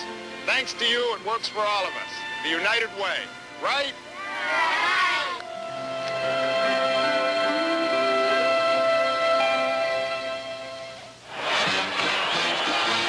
The preceding announcement was brought to you by Dr. William Lenkitis, the Center for New England, as a public service, also by the National Football League. The sack by Edwards. 3-yard loss, second down 13 for New England. The ball at the 35-yard line of the Green Bay Packers, and the Patriots have 3 timeouts. Green Bay has 1. 2 minutes remaining in the first half. Green Bay 20, New England 7. Calhoun, inside handoff, finds an opening. Good time to have that call. It looked like New England had gone into a blitz. They popped it, and Calhoun moves inside the 20. They were moving something around in there. They had Edwards looked like to me, Frank, on the nose. The 2 outside cornerbacks again were rolling up, and that was a good play. Second down in a long situation. Kind of a little cross block in there. They found a big hole. That's good block. Minute 30 left. Counting down. Jackson goes out to the right. Out to the left is Stanley Morgan. Grogan. For Calhoun, incomplete. Busting out there defensively for Green Bay, number 53, Mike Douglas. Clock stop, 1:21. That's a man who never played professional football. As Frank told you, he coached at North Dakota State, had Steve Nelson there. Was a member of the Chuck Fairbanks staff, tremendously popular man with his players. Second down, passing down in all probability for Grogan. The 2 outside receivers, Harold Jackson and Stanley Morgan, came in tonight. 15 receptions between them, but they had 6 touchdowns in those 6 receptions, or 15 receptions. They'll make a cornerback shake a little bit. Grogan, a lot of running room. He sure does. My God. Down close to the 6-yard line is Grogan, and you'll see a quick New England timeout because he could not get out of bounds. Russ Francis gives us the indication. The clock has 1:06. Highlights, of course, coming up at halftime, and boy, there was some. Looks like Oakland is back, Howard, for one. Well, right now, I want to tell you about the Oakland Raiders, whom you'll be seeing against Miami next Monday night. Yesterday, at the Oakland Alameda County Coliseum, it was against Denver. First quarter, 0-0. Raider ball, 2nd and 8 at the Bronco 28. Kenny Stabler with the hot hand back, hitting number 87, Dave Casper, Dave's first touchdown of the year. That made it 7-0. Fourth quarter action, 14-3 Oakland. Raiders ball, 1st and 10 at the 50. Stabler hitting the speedster Cliff Branch for 45 yards to the Bronco 5. That set up an Oakland field goal, 17-3. Fourth quarter, 17-3. 1st and 10, Denver 45. Ken Stabler to Dave Casper and a brilliant catch. And the Raiders rebounded to just crashed Denver 27-3. Repeat next Monday night. The Miami Dolphins against the Oakland Raiders. Be with us. Miami 4-1. Don Shula's got it all back together once again down there. He did until yesterday. The big zonk running. Greasy coming back yesterday. 1st and goal. The ball inside the 7-yard line. Grogan. Francis. Touchdown. Oh, boy. Douglas trying to stay with him. He could not handle the big man. There's no way you can overextol the assets of this man, Russ Francis. He uses those arms and swats them away like flies. He is the practically all-world tight end. What an athlete. He had an option to run or throw. Not an unusual play down there in that situation. But you're right, Mike Douglas, the linebacker, bumped Francis to the line of scrimmage, bounced off a little too far, never could catch up with him. Well, he did. He pounded Douglas backwards, and Douglas could not get back to defend. Here's John Smith now for the conversion. Keep in mind, Chester Markle's third conversion tonight after a couple of near misses. The third one was blocked.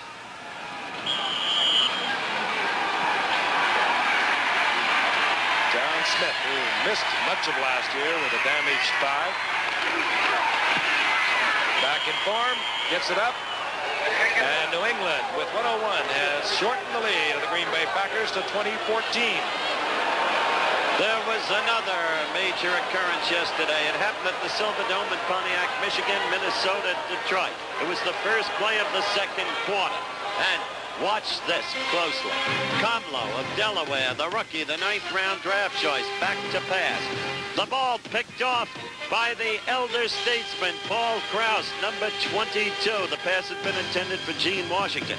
This was his 79th career interception. It tied him with Emlyn Tunnell. And his last interception had been as long ago as November 27, 1977. A.B. Ski, Koselchik, Giffordowski, and Dandy Donowitz. Well, that's all right. Our congratulations to Paul Krause. Oh, yeah. A long and distinguished career. Could be one that's going to hang there for a long time. No one is even close as active today. Smith bobbles it along the ground. Steve Odom wrestles with it at the 9, comes up with it. And Odom down at the 20-yard line. Hustling down there. Don Hasselbeck comes in on short yardage situations. And we see a lot of him on special teams. And New England, as we thought, with their strength, has come back. So what we've got is a beautiful football game. You know, Pack 20, Pats 14. That drive could have been stopped back up around the 30-yard line on the other end of the field had not Grogan made that first down. You remember at the last run, when he ran out, he made it by about a foot on his own effort. So we got to give him some good credit there. He also picked up a big first down here close to the goal line. Green Bay has one timeout, so I think we'll see it on the ground. Well, we won't. Got him wide open. This is Thompson.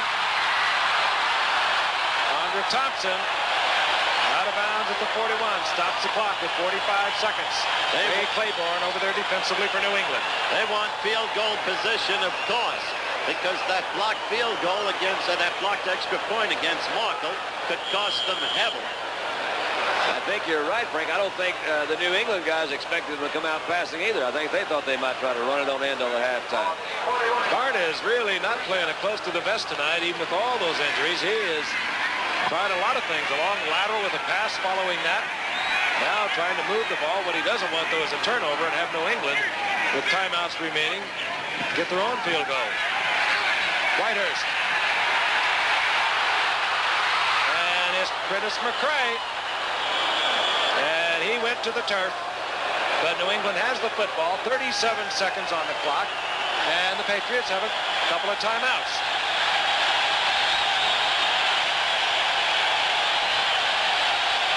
We're winding down now to the end of the half. And we'd like to repeat what we talked about last Friday night in Las Vegas.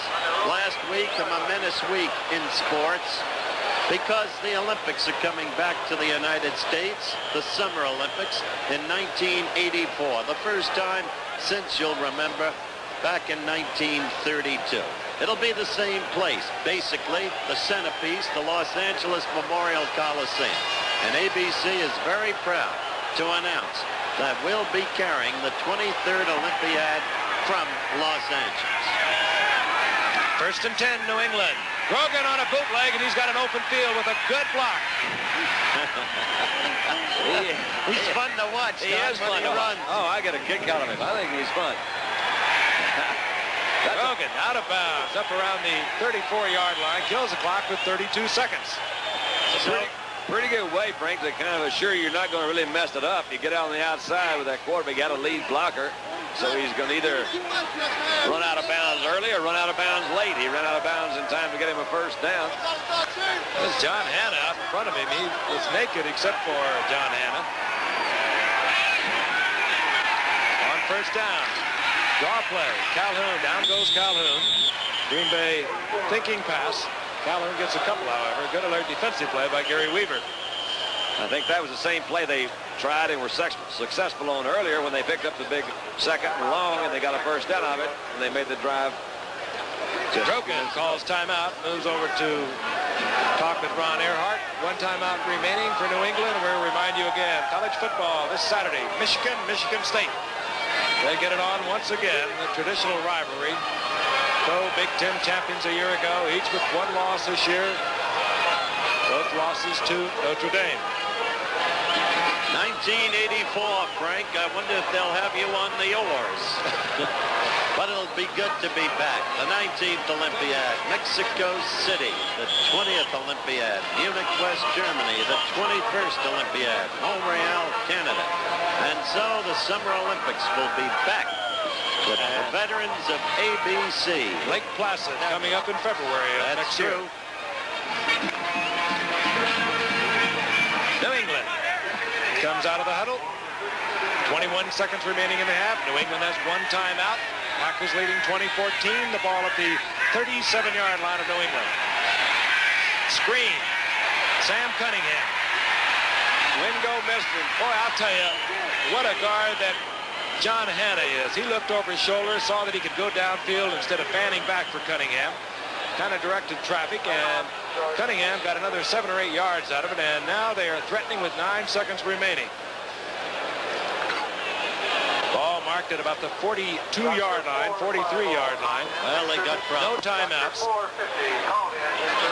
Well set up play. You'll see Grogan looking to the right all the time. There's a little fake flip out to that side with the screen, and you're right. Watch 73.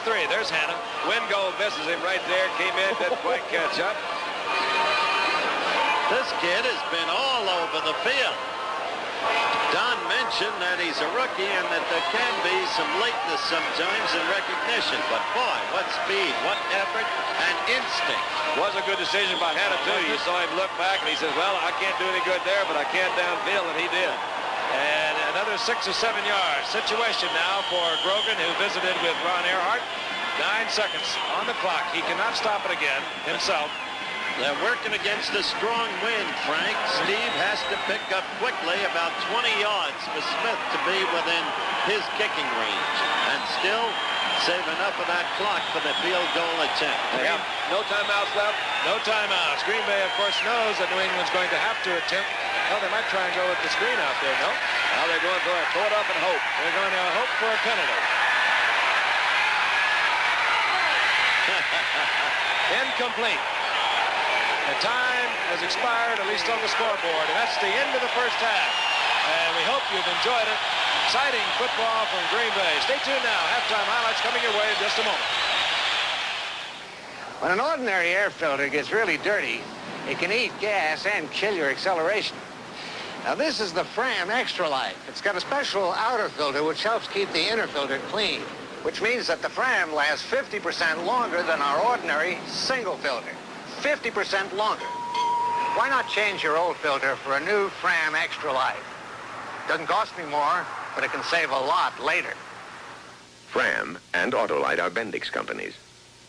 Buick introduces the 1980s Century sedan, our little limousine, a brand new Century filled with room, comfort, and elegance, powered by a responsive and efficient 3.8-liter V6 engine.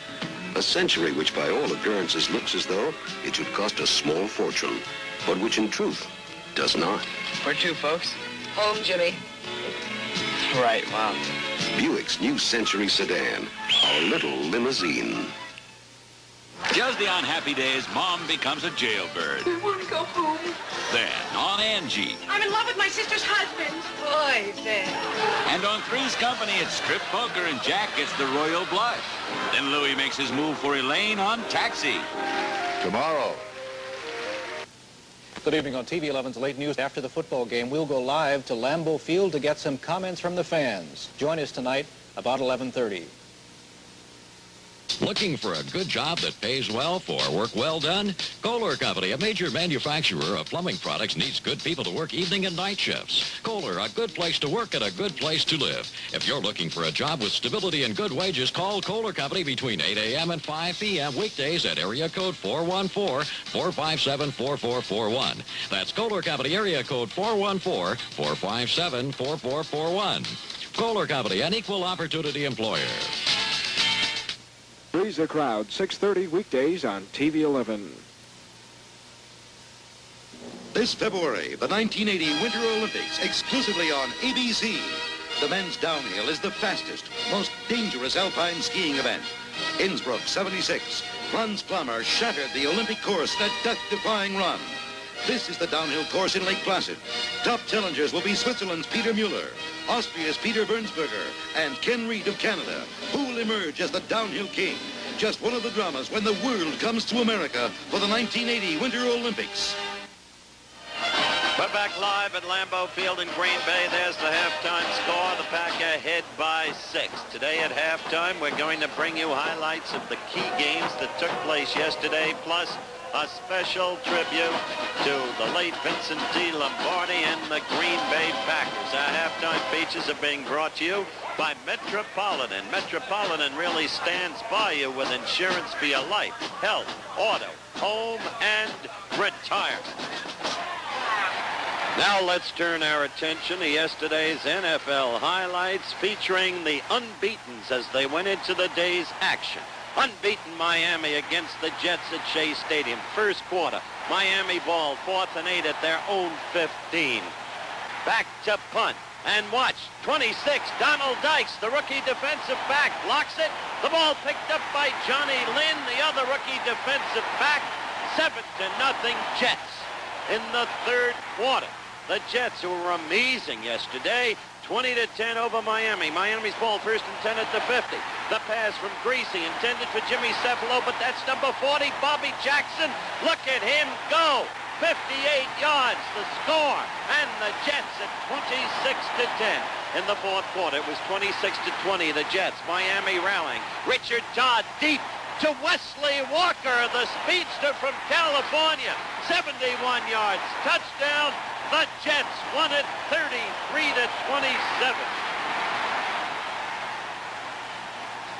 Veterans Stadium in Philadelphia. Injury-riddled Pittsburgh against the Eagles, playing without Bill Bergey, out for the year. Second quarter action, 7-0 Steelers. The Eagles ball, 2nd and 10 at their own 40. Jaworski back to the tight end, Keith Brefley. He had a fine day, as the graphic showed you. This for a 30-yard gain to the Steeler 30. Then again right there, and it was a great play for 27 yards to the Steeler 3-yard line. 3 plays later, 3rd and 1.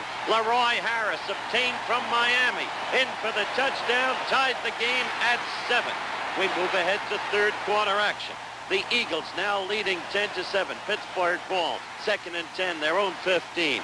Terry Bradshaw intercepted by 95 Johnny Bunting.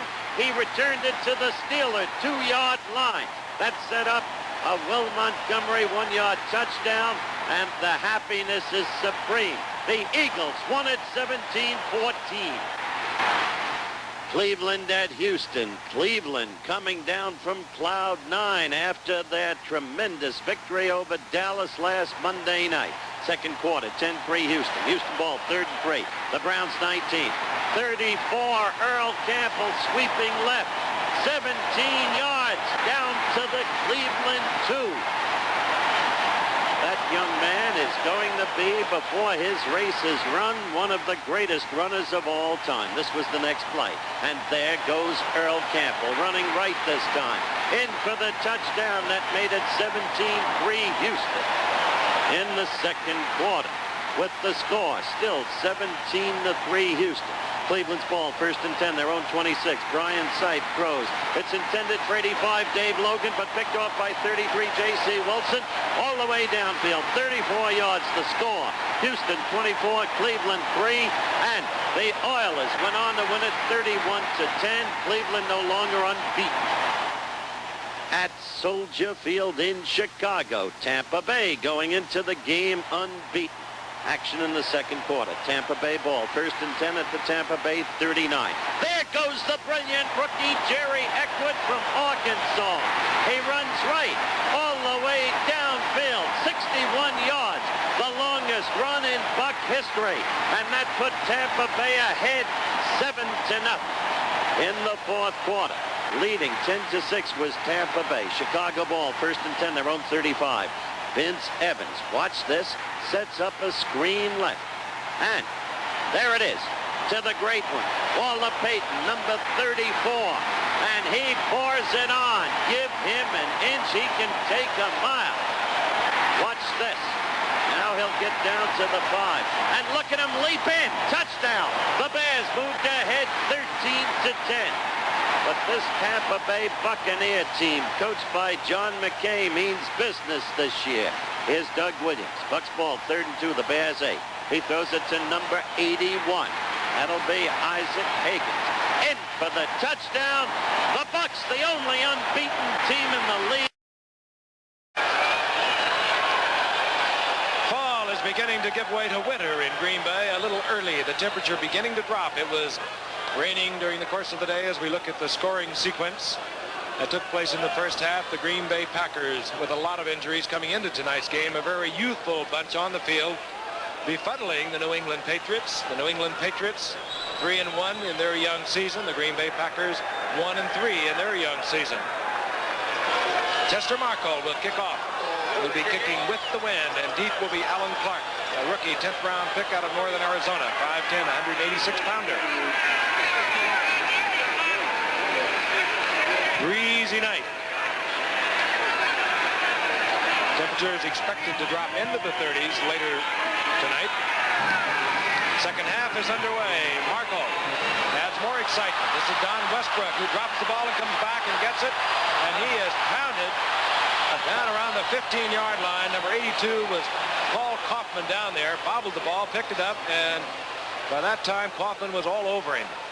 And I want to ask, do you think he's kicking off that way on purpose? Maybe they know something we don't know. Maybe there's a twist. Well, it might be. Yeah, maybe he's trying to kick it away from somebody. I really doubt it. Well, it was just the fault. Thought I'd just throw it out. Certainly effective. 1st and 10, New England, their own 15-yard line. The quarterback, Steve Grogan. Andy Johnson was hurt in the first quarter. He was the other starting setback along with Sam Cunningham. Cunningham is in there, number 39, and Don Calhoun, number 44. Wide receiver, 29. Earl Jackson, Stanley Morgan, 86. The tight end, Russ Francis, 81. This is Calhoun on 1st down. Runs into a fired-up Packer defense. He gets a couple. It'll be 2nd down and 8. They're a sky-high club. You can see it the way they hit on the kickoff. Defensively for Green Bay, it'll be Barber, number 70. Charles Johnson, the rookie from Maryland, number 99. Number 75, Carl Barzalauskas, number 75. And Mike Butler, number 77.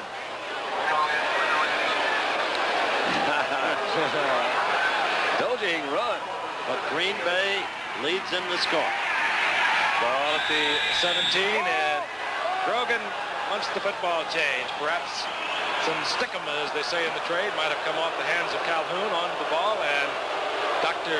Bill Linkaitis, the center for New England, would have picked that up and said, I want to change. 2nd and 8. Cunningham, single setback. Calhoun, bottom of the screen, the wingback. Screen, he goes to Cunningham. Good move. Cunningham moves to the inside. Got a block by John Hanna again, or not a block. He just used Hanna as a screen, cut to the inside, got the 1st down, out to the 27-yard line. We caught a look at Green Bay's 3-man front that time. They've been playing a 4-man front most of the night. That time, and I guess a passing down, they had the 3 men in, an extra back out. That screen really did set up well, and again, they did run right behind Hanna. That's a nice place to be. That's comfortable.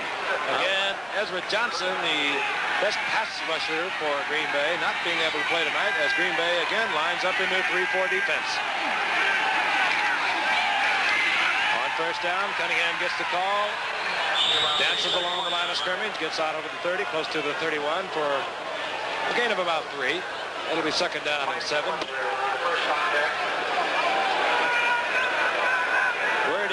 that Steve Nelson, who suffered a concussion, was carried from the field in a stretcher, has been taken to the hospital. The word that we have received is he appears to be coming out of it. The label that was placed on the injury, a severe concussion to Steve Nelson. Second down, 7. 20-14, the Packers over the Patriots. Wow, Grogan sacked. And hustling in there, Robert Barber. The youngster from Grambling. Not all that young. He came up with the Steelers, a second-round draft pick back in '76. Where do they all come from? They're sending some linebackers, and Barber gets away from up at the line.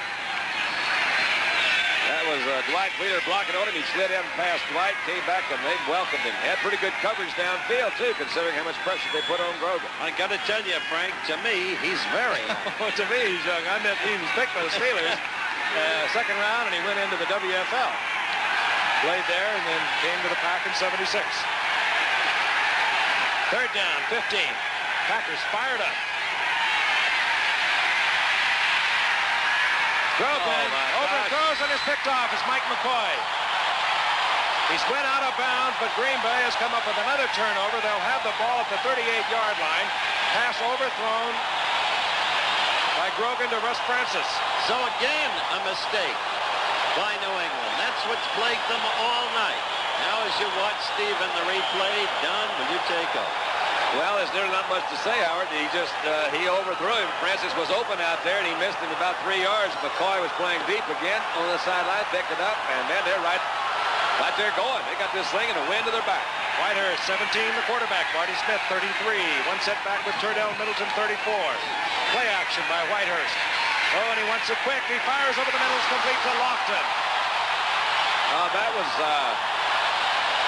What a night. You know, he had good time, got good protection that time, stayed in his pocket, waited for Lofton to open up over the middle. There's always a hole down in there. You'll see that middle zone we keep talking about a lot. Lofton's going to come down, go down about 12, 15 yards, come back across the middle. He's a little bit too deep for the linebackers, cut back over in the middle. You see a linebacker there, the ball was laid in perfectly. The man who made it all possible, Mike McCoy, coming up with a key interception. Lofton moves the Packers to the 17-yard line of New England. Marty Smith in motion, the quick toss, Turdell Middleton. Good block right side, and Middleton is inside the 10-yard line to the 8. That man is having a tremendous football game. Hey, Marty Smith made a heck of a block. Oh, did he? He really did. When I said at the beginning of the telecast, no, I didn't, because we didn't have time to do what we were going to do. I was going to describe Whitehurst as an extension of Bart Starr. Maybe I did get it in on the tease. Now you mentioned it to me. I remember it. That was a couple of good blocks to the outside. Turdell went to the outside. Tim Fox there on him. They got a big first down. He's second and short. Oh, they don't have a first down. They do have a first down. Now they have the first down. First and goal inside the 5-yard line. Marty Smith, 6'4", 230-pounder. What were you saying, Howard? I was saying that he is running this game Bart Starr's way. Frank and I were talking with one of the Packer officials before the game, just moments before. He was talking about how Bert is calling his own signals and how much he's growing in confidence and poise. Isn't that right? Well, he's not calling his own signals. They're sending him in. He said he lets them in sometimes. Well, I think so. Well, he can change it off anytime he wants. He can overrule the call that comes in. First and goal. Whitehurst, he can run it in. He did. Easily. How do you like that? I like it. Mike McCoy set it off. As earlier in the first half, Johnny Gray set off a Green Bay touchdown with an interception. Well, then they got it going. The only thing I can think of they've done wrong so far is miss that extra point. It may come back. Bert Whitehurst of Furman. Watch him. We saw him in his first start for Green Bay in a Monday night game against Washington. Green Bay lost then 10-9. Right now, he's got the Pack ahead 26-14 over one of the powerhouse teams of the league. Chester Markle.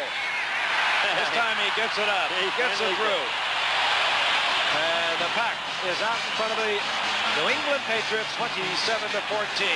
We'll be back in just a moment. Hi, Mom. How are you? Gentlemen, tonight we're brought together here by two things we all love. Good food and light beer from Miller. I want to take this opportunity myself to tell you. I don't get no respect. Garçon, je dis saignant.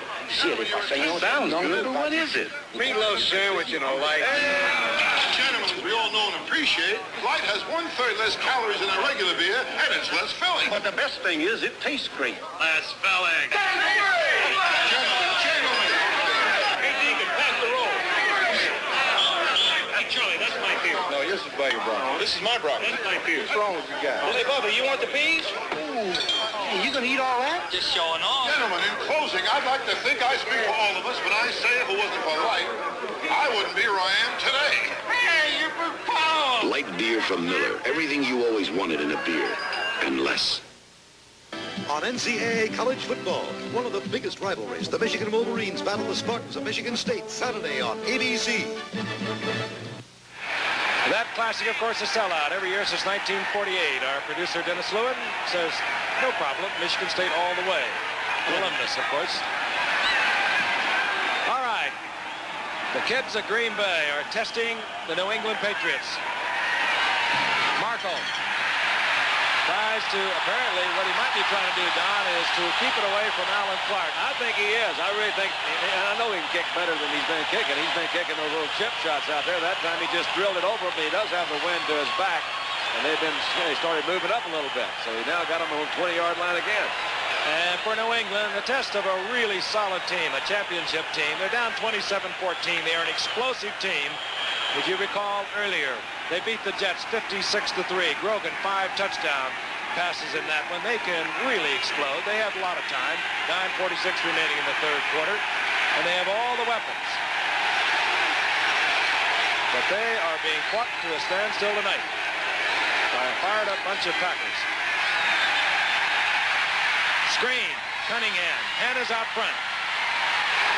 And Cunningham runs into Mike Douglas. Down he goes after a gain of 9. It'll be 2nd and 1. Charlie Johnson was helping over there, the rookie defensive tackle for Green Bay. Sam was looking one way, got hit the other. I watched Sam. I wonder who taught whom. He was Lynn Swan's roommate at USC.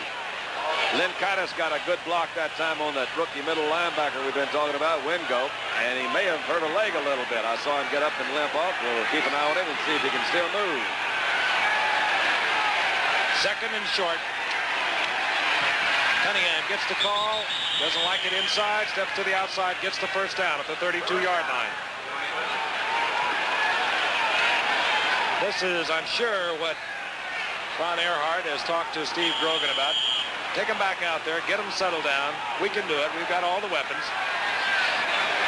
Grogan, of course, this year calling his plays for the first time.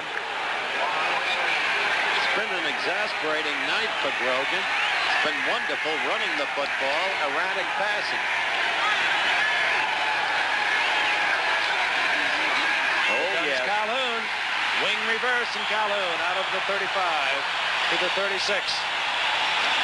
That big Sam Adams out there in front of it, but they closed on that one pretty slick. They didn't get much out of it. Looked like it was going to be a pretty good game there for a while, and Calhoun may be hurt. Calhoun is shaken up. Andy Johnson is already out of the game. Calhoun grabbing his cap. Mike Douglas is over there defensively for Green Bay, and yeah, I think Calhoun is going to depart. This is all that Ron Earhart needs. Johnson out, the knee hurt. Field is a little wet. Now, that could be a muscle cramp. I just can't say, but the field is a little wet. It was raining when they took the tarp off, drizzling, if you will. You know, it was kind of interesting because we stayed in the hotel where the Patriots were staying, and several of the guys were concerned about the sudden dip in the weather, but they're used to cold weather. I just don't think they're ready to go do it right now. They have not had any real cold weather so far this year, but I heard 4 or 5 of them say, gosh, I hope it doesn't get too cold tonight. And I believe you're right, Frank. It looks like that is cramped. You get a soft feel like this, you can come up with muscle cramps quite quickly. We'll check on it later. Well, they're healthy little girls from Green Bay. Football crazy town. Really is. When you come into the airport, they don't wait long to let you know that you're in Packer land. That's the big sign of the airport. Welcome to the Green Bay, home of the Green Bay Packers. This club is owned, isn't it, by the members of this city? Well, it's owned really by owners all over the state. Yeah. From Ashland to Sheboygan, from Oshkosh to Madison, you will find owners of the Green Bay Packers. And spots in between. Purely non-profit corporation it is. Alan Clark is in there. You see him on special teams running back the kickoffs. He's 5'10", 186-pound rookie out of northern Arizona. Calhoun walked off like he might be able to come back. Grogan on 2nd down and 8. Francis has the first down and more. Down close to the 45-yard line is Russ Francis. It's really a privilege to watch that man play. I really love this offensive play. It's a slight roll to the left. You're going to get a lot of movement out of the linebackers moving this way. He stops, turns back. It gives Francis just a little bit more room to work there in the middle. He was wide open. They don't bother him too much off the line. That arm goes out, rushes him off. Green Bay staying in the 3-4. Robert Barber, Charles Johnson, Carl Barzalauskas. That's your down 3 men. Old Barzo. An unusual defense for the Packers, forced into it because of injuries. On 1st and 10, Cunningham. And New England beginning to exploit that defense that the Packers cannot be used to playing. Cunningham to the 39-yard line. Gain of 6. It'll be 2nd and 4. Muscle cramps for Calhoun. He will return. Hawkins, we get word. Rib injury, nothing serious. He went to the hospital. Andy Johnson, still no word on whether or not he suffered cartilage damage. 6:55 on the clock remaining in the 3rd quarter. It's the Packers 27, the Patriots 14. The ball at the 39-yard line of Green Bay. New England began this drive at their 20. Grogan, sacked. Robert Barber, also hustling in there was Mike Butler. Butler, normally with Ezra Johnson, one of the 2 key pass rushers. Butler made Grogan pull up, and Barber was there for the sack. No one went with that little play fake that they had. You'll see they get him high and get him low. Could have been a fumble right there. Barber, again, came in from the inside. Having a rather good evening, isn't he? Yes, he is. They keep popping up with the big play, the interception. Mike McCoy here in the 2nd half. Key interception. Johnny Gray in the 1st half, both leading to scores. And now New England back into a 3rd and 12. The ball at the 46-yard line of Green Bay. Evidence of New England mistakes. Safety blitz that time. They really coming at him. And Earl Edwards was there also. This is kind of what we expected off of this 3-man front, according to the information we got from the coaches. Luke again is in there. Mike Douglas and Steve Luke all over Grogan. A lot of heroes developing as you watch again.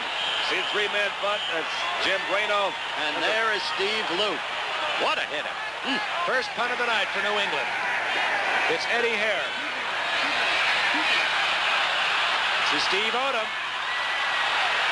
And Odom hustles and scrambles out to close to the 30-yard line. Pete Brock down there defensively for New England. Timeout, and we'll be back in a moment.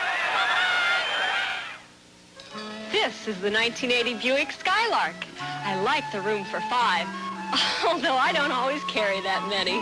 I like the front-wheel drive, too, even though it doesn't rain or snow that much around here. And the good mileage is certainly appreciated, especially right now. But you know what really makes a Skylark just perfect for me? I've got one. Buick Skylark. It just might be the perfect car for you. Now there's a way to type that gets your paperwork done right and done faster. No problem typing from Lanier. You want your work back error-free? No problem. Corrections are made here instead of on paper. Want to move a paragraph? No problem. Add or delete a sentence? No problem. Want your typing back sooner? No problem. Electronic typing from Lanier. Call your local Lanier office. Tuesday, Mac's career is on the line. I'm being sued for malpractice. The Lazarus syndrome. Monday Night Football. We got a little bit late start tonight because of the presidential address. Hope you're enjoying the football game. A scrambling, fighting bunch of Green Bay Packers, a bunch of kids, really, if you will.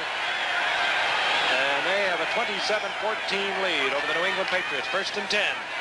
From the 29-yard line, screen goes out to Thompson. And Thompson is stacked up. Mike Haynes moving up briskly from his cornerback position. Dumps Thompson back at the 25-yard line. Didn't have much room out there. The ball was thrown a little bit higher. That takes off quite a bit on the timing. Interesting football game. Energy, Mr. Lombardi said when you looked at him from the television film Run to Daylight, the documentary of 1964. The energy edges with Green Bay thus far. 2nd down, 13. Quick toss, Turdell Middleton. Nifty little move. He avoids one tackler, but runs right into Ray Kostick. That play was pretty well set up. It's one of those things I'd come back and run again because he had 2 blockers on 2 defensive guys. It didn't work that way. A quick huddle. What are they going to do? Let's see here. No. Oh. 3rd down, call it 12. Whitehurst, that's in there, and he has Lofton once again. Lofton makes the reception at the 44. 1st down, Green Bay, and we talked about Lofton's speed. He was an NCAA long jump champion as a collegiate, had the best jump in the world, as a matter of fact, at 27 feet. Well, he had great protection here. He pumped once, then threw. That was a nice throw, too. Lofton, I guess, is utilizing speed to get Claiborne to come back to the outside, and that's that throw back to the over that sideline and come back. Good throw by Whitehurst. Good move by Lofton. Good timing between them. 3 receptions, 68 yards. Walter Tullis in now. Lofton gets a breather. 1st and 10. Or Andre Thompson comes out. Here comes Middleton. Got some running room. Wow. Middleton powers to midfield for a gain of about 7 yards. Up into there by Claiborne and hit hard, but Middleton pops up. He has a way of picking up that extra yard and a half, sometimes even 2, upon being hit. That's energy. 2nd down, a long 3. The ball just into New England territory. Green Bay now also using time on the clock. 4:25 remaining in the 3rd quarter. Crowd, noisy, partisan group. Whitehurst wants them to quiet down. Hand off goes to Barty Smith, and Smith is backed up. It'll be 3rd down and 2. Smith just inside the 49-yard line. That is the stop on Barty Smith. Getting down to 4 minutes left in the 3rd quarter. Well, big play for Green Bay right now. They can keep this drive alive. If they could get in and get rid of the onus put on them by a misconversion, it would help considerably.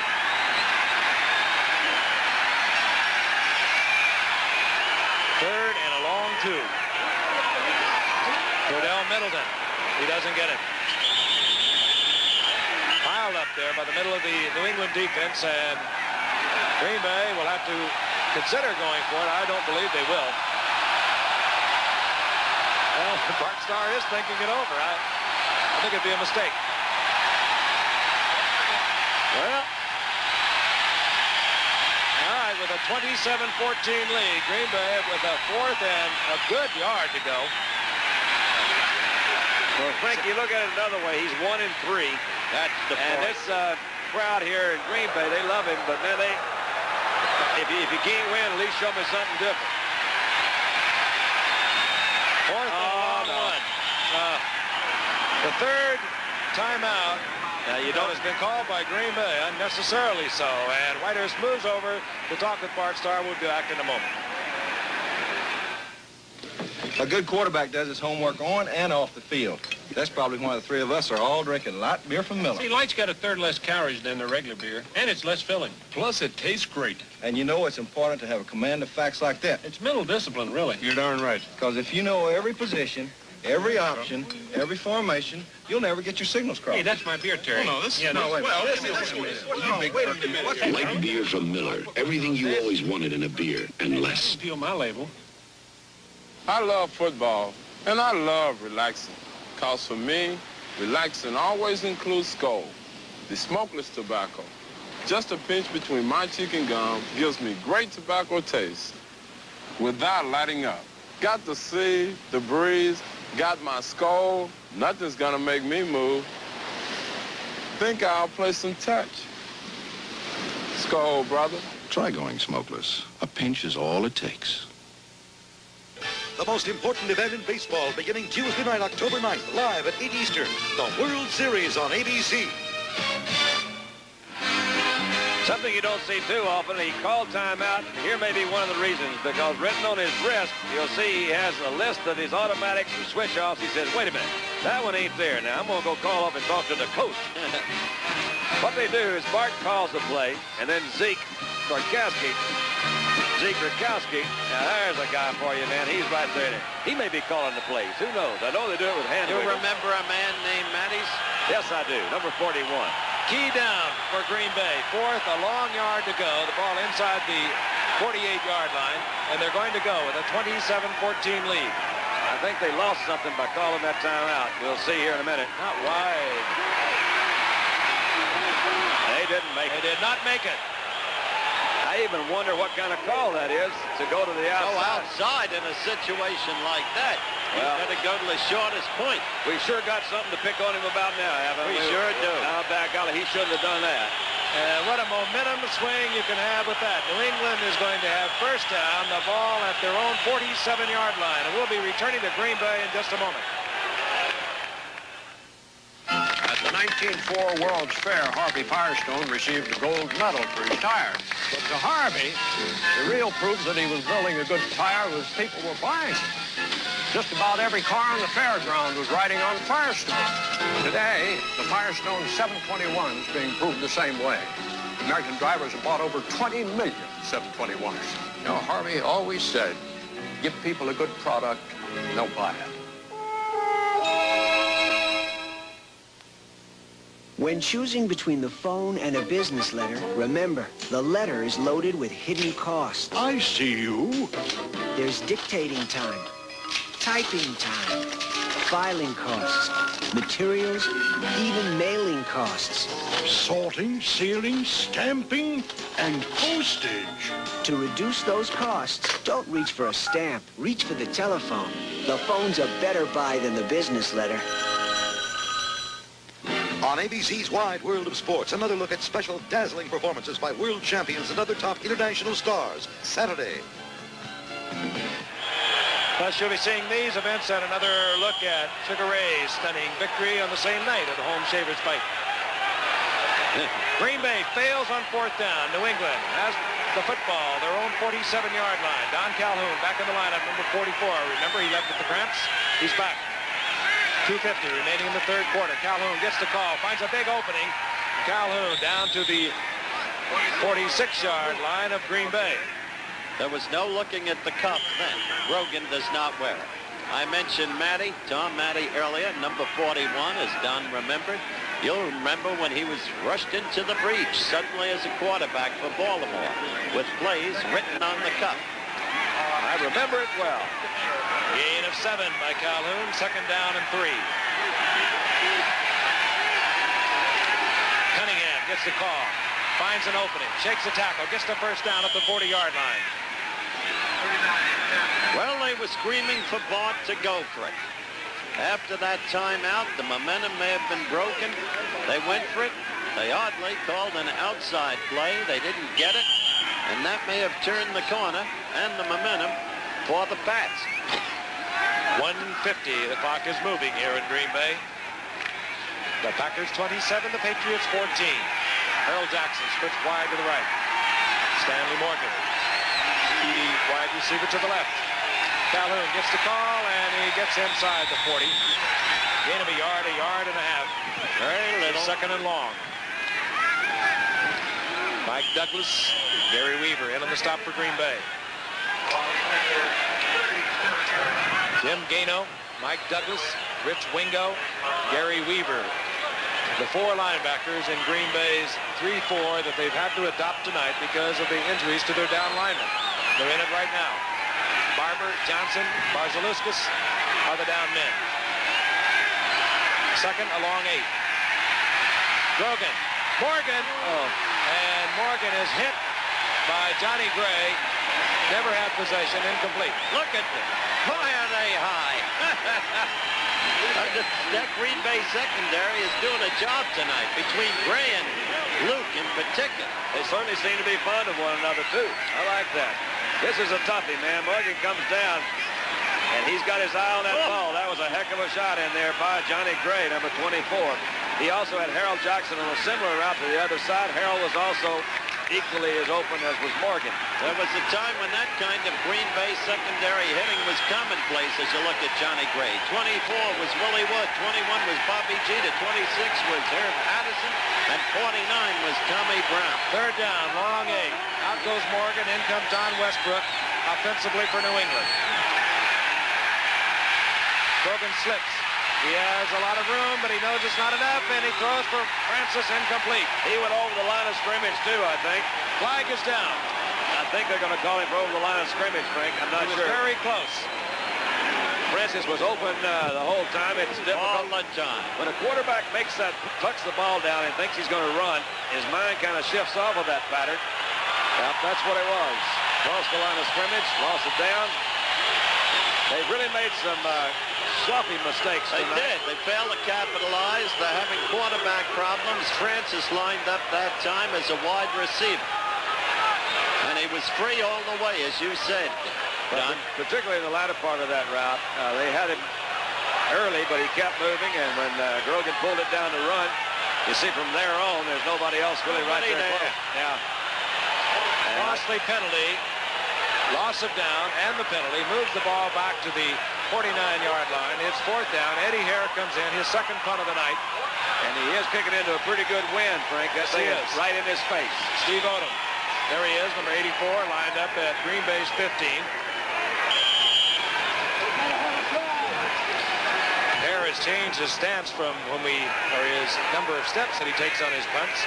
Well, he took a 3-stepper that time, and it's off the side of his foot. Kicked it sideways. He's been getting one of those a game, and it's really been affecting his average. In Green Bay is going to have position at their own 27-yard line. It's going to affect his job security if he keeps on doing it.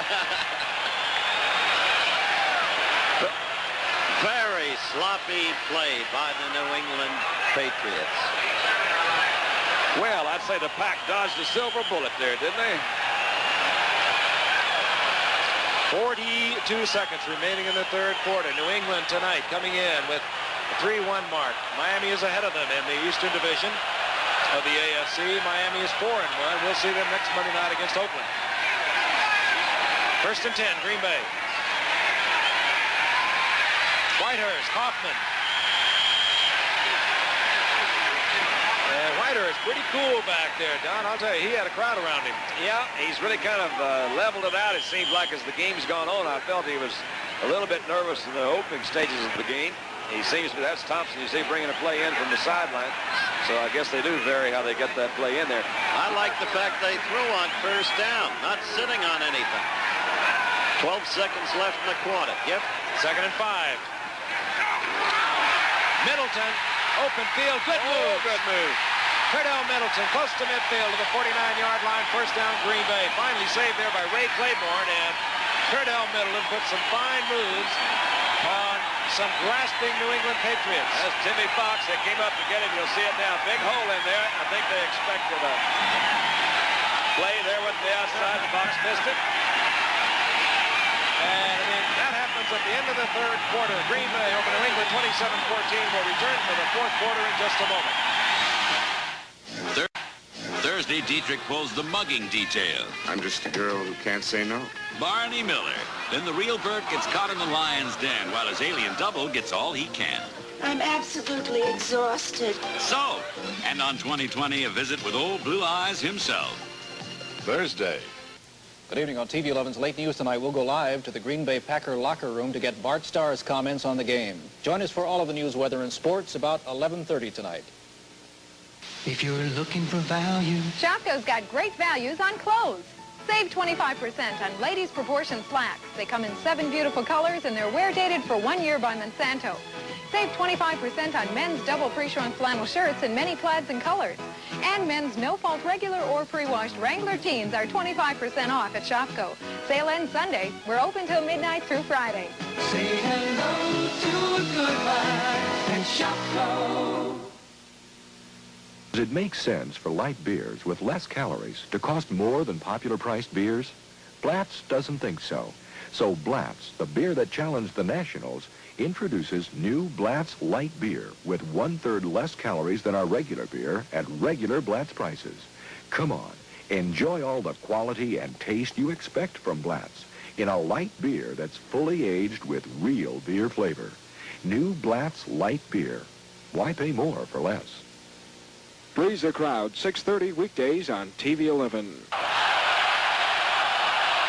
Well, yes, I don't know who he is or where it came from, but I know who he's pulling for.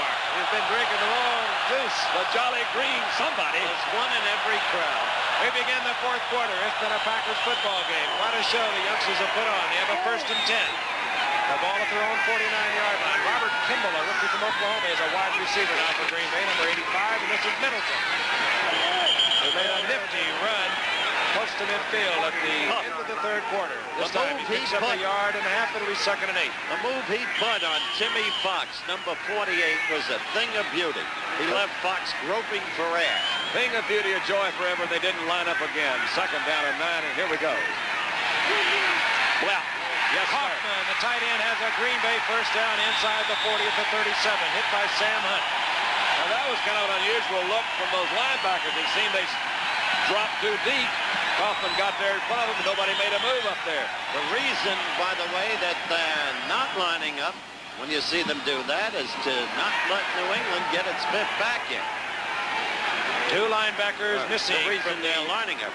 Regular defensive unit of New England, Mike Hawkins and Steve Nelson. Both were injured. 1st and 10.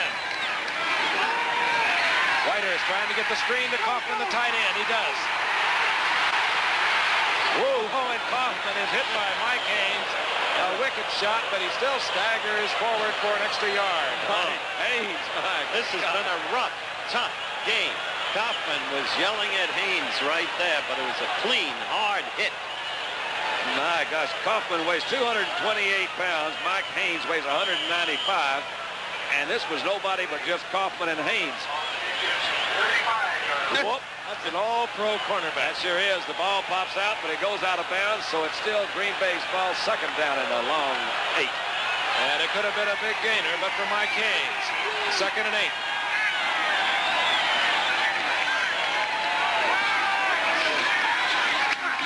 Curdell Middleton. Look at that kid.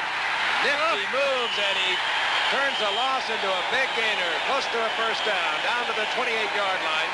Oh, they really should have had him. Lunsford and Schultz both were 5 yards deep. Somehow he eluded them and picked up a big gain. You never can practice too much, Chester. Especially when you aim for the left upright. Just keep on kicking that ball. Ron Earhart. Wondering where the troops have gone tonight. 3rd and 1, maybe less than 1.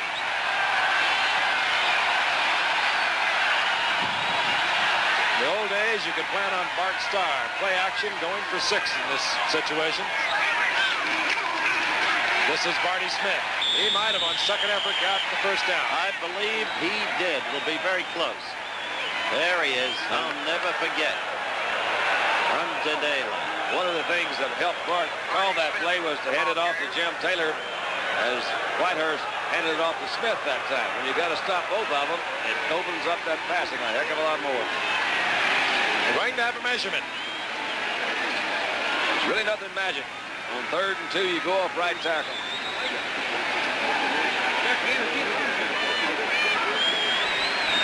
And you pick up a 1st down. I didn't have to tell you.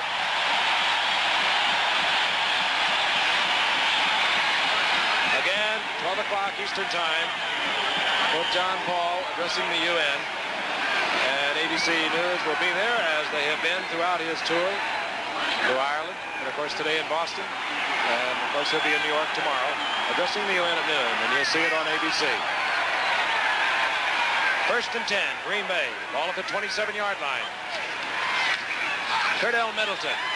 Another nifty little move, and Middleton in the arms of Doug Bedoin goes down, but he's inside the 25 at the 24. His total yardage for the night may not be overwhelming, but it has been a positively spectacular performance.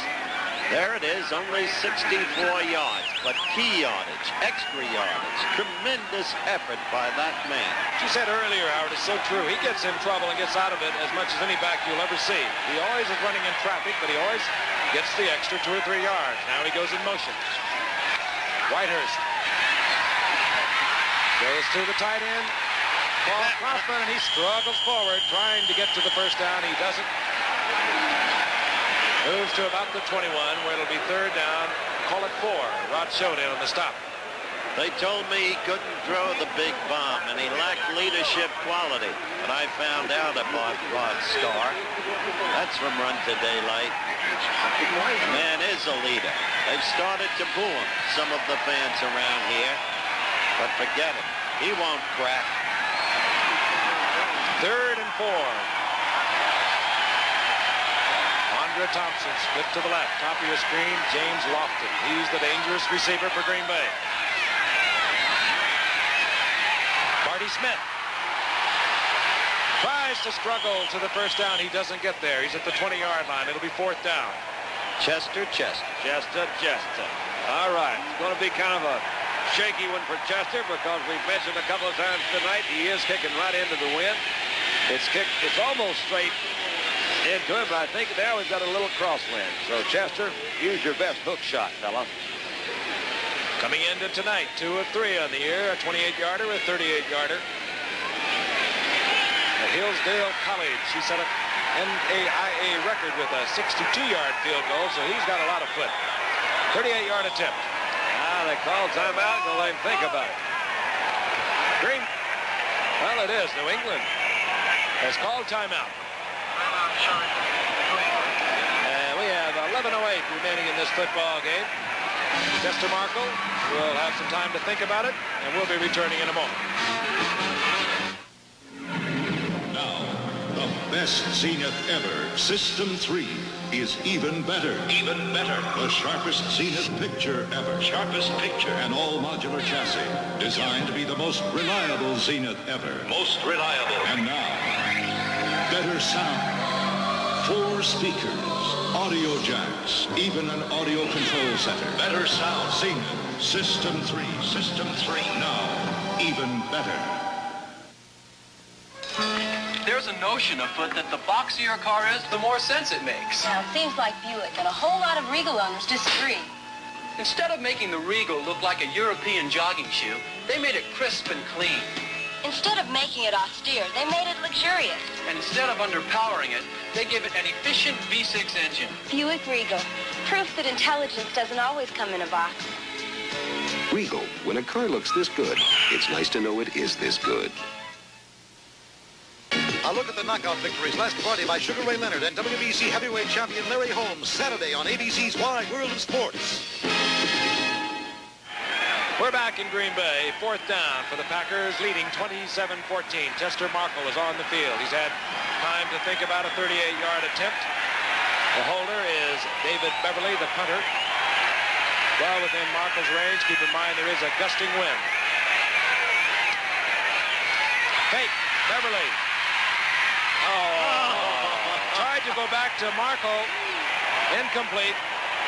I'll tell you, Bart's trying everything. Yeah. You know, we were sitting here at that timeout saying that. Well, anyway, we should have said it on the air. Markle says, right, was I open? He was open. Who did that? The Denver Broncos did it against Oakland. Jim Turner scoring. Well, they did have it covered over on the right side pretty well. And he just threw one of those wobblers. Frank, look at Markle, his disgust with the bet. Frank, the Denver Broncos did it against the Rams on our Thursday night game, and they threw to Jim Turner, which was the wrong man to throw to. On 1st and 10, Grogan fires. Cunningham. And Cunningham has a New England first down out close to the 34-yard line. Grogan drifted way back, had a lot of time. Cunningham laid on a block and then just drifted into the pattern. He was there. But you still have to figure that New England can come back because they're so explosive. They've got so much talent. But passing, they have the win in this quarter. The erraticisms of Grogan have held them back. He gives you something, and then he takes it away. It bends, but he doesn't break.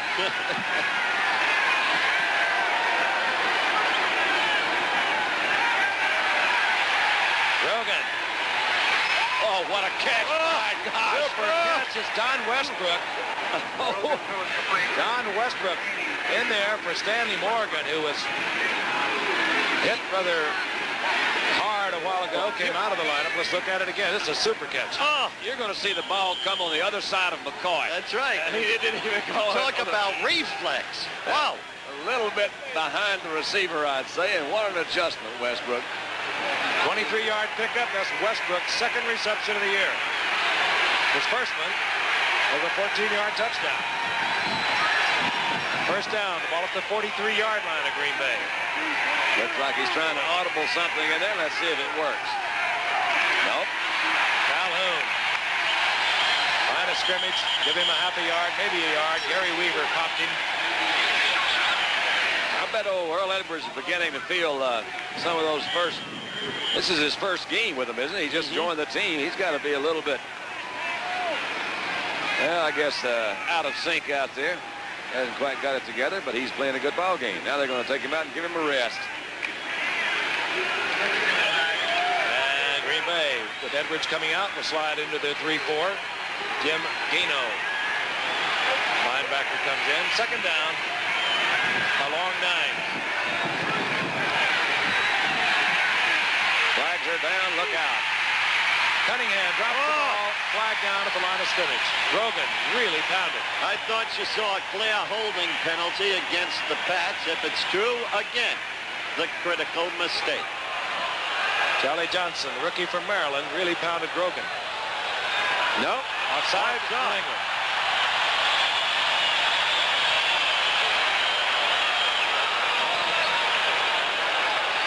They're doing a remarkably good job defensing New England, I'd say. They're a powerhouse team, one of the top teams in football, maybe the top team in the AFC in total yardage. What do we have? Offside, offense, number 81, refused, third down. That's what keeps him from being all-world. He said he was nearly all-world. Sometimes he goes offsides. Ray Jarvis comes in, number 87. He was acquired when Carlos Pennywell hurt his ankle. He's been around a little bit. Don, nobody's worked with Ray Berry, now New England's coach up at Detroit. He wears number 87. He's in there on a passing down, third down and 9.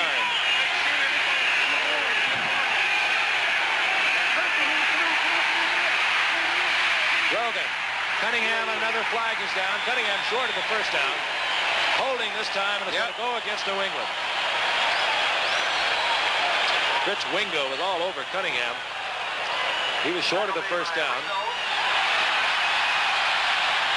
Do you think they'll take that penalty, or you think they'll take the fourth down right there? It's going to be an interesting decision. What would you do? I think I would not take the penalty and give him fourth down and let him try that field goal from right there. Field goal from out there, forget it. Well, okay, let him try. Wind or no wind. Well, don't give him any more downs then. They're out of Smith's range. Well, they're going to take him back, and I think they're doing the right thing if they accept the penalty. You're not saying that because you feel that's what they're going to do. You see them backing up like that, are you? I think they're doing the right thing. Put them back in their own territory. Yeah, give him another down to throw. Well, they've shown no capacity other than to make the big mistake. These Patriots have named themselves the big team. Holding, offense, number 62. Third down. Dwight Wheeler, his second call of the night. Third down now, 20. Ball back at the Patriots. 47-yard line. Ray Jarvis stays in there, split out to the left. Russ Francis, the tight end, opens up wide, split to the right. And in the slot is Earl Jackson. Safety blitz. Picked up. Grogan reads it. Goes to Jarvis. He drops the ball. I think that's going to be a fumble. I think you're right. Look out, referee. No, he's saying no. Incomplete, but it looked like Jarvis had it. It did to me, too. And it did to these people here in Green Bay. Well, they look at it a little differently, but it definitely looked like possession. Johnny Gray knows it was possession. Ray Jarvis comes down. Yeah, and he took a couple of steps. Mike McCoy pounded the ball loose. Ruled incomplete. It'll be fourth down. Eddie Hare in the punt. His last punt, 21 yards. This is Steve Odom at his own 15-yard line. End over end. Odom will have a lot of time to look it over. Oh, no. Oh, he coughs it up. And Green Bay's there. I believe it's Tim Culbreth. That's down there. No. They're saying New England has it. Culbreth made a go for it. I'll tell you, that guy right there may have made the biggest play so far tonight, Jim Culbreth. I don't know what this guy's doing. Sometimes he's letting it get away from him. But Culbreth was alert. 8:58 remaining in the game, and we'll be back in a moment. You survey where the land is wild and unforgiving. A land of hard, desolate beauty few men have seen, filling in the empty places on maps that until now have been almost unknown.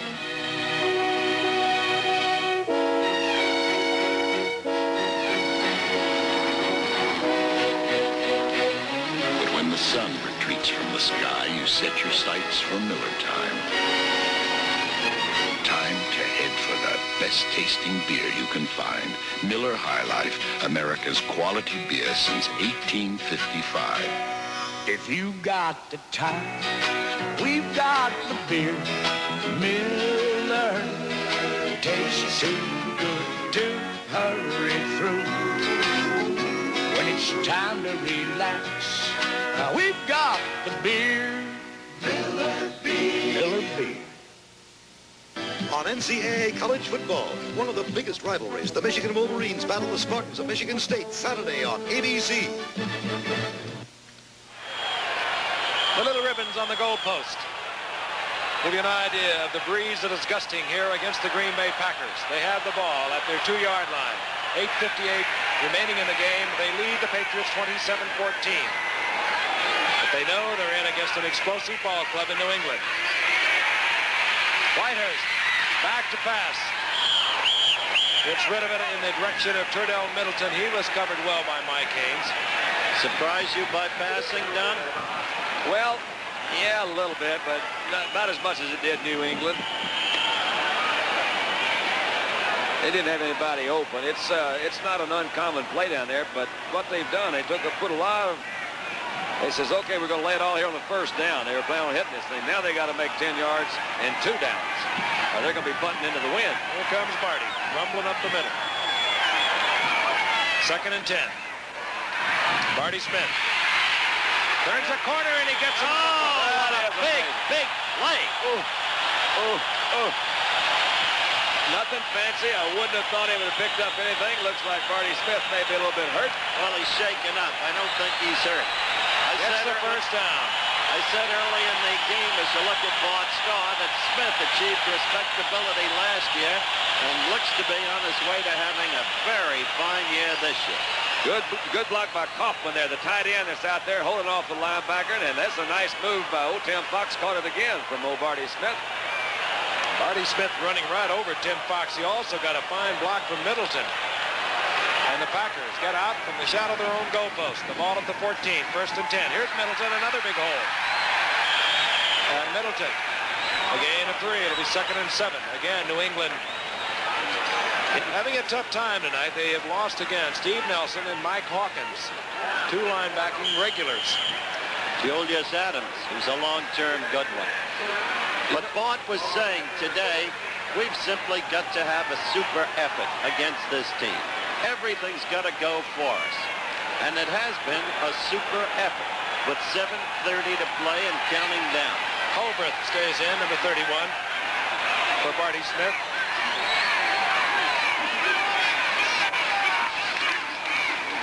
This is Culbreth. No, Middleton, rather. Gets to the 20-yard line. A gain of a couple. It'll be 3rd down and a long 3. Tony McGee in on the stop.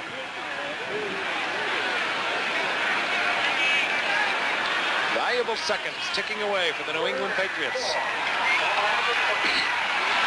New England next week will be home at Foxborough for Detroit. Green Bay will be in Atlanta for Sunday games.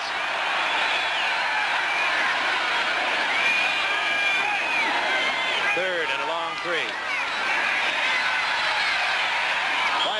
under pressure by Julius Adams.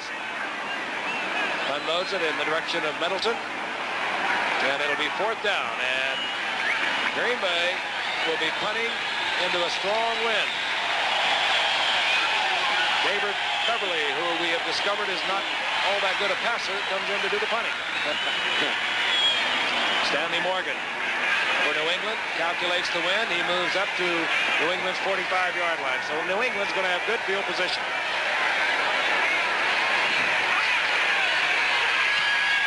Beverly off the side of his foot. Getting a good Green Bay bounce, considering. New England's going to have the ball in Green Bay territory at the 48. 6:33 remaining, and they are down 27-14. We'll be back in a moment. Well, you've just sold me on a great typewriter.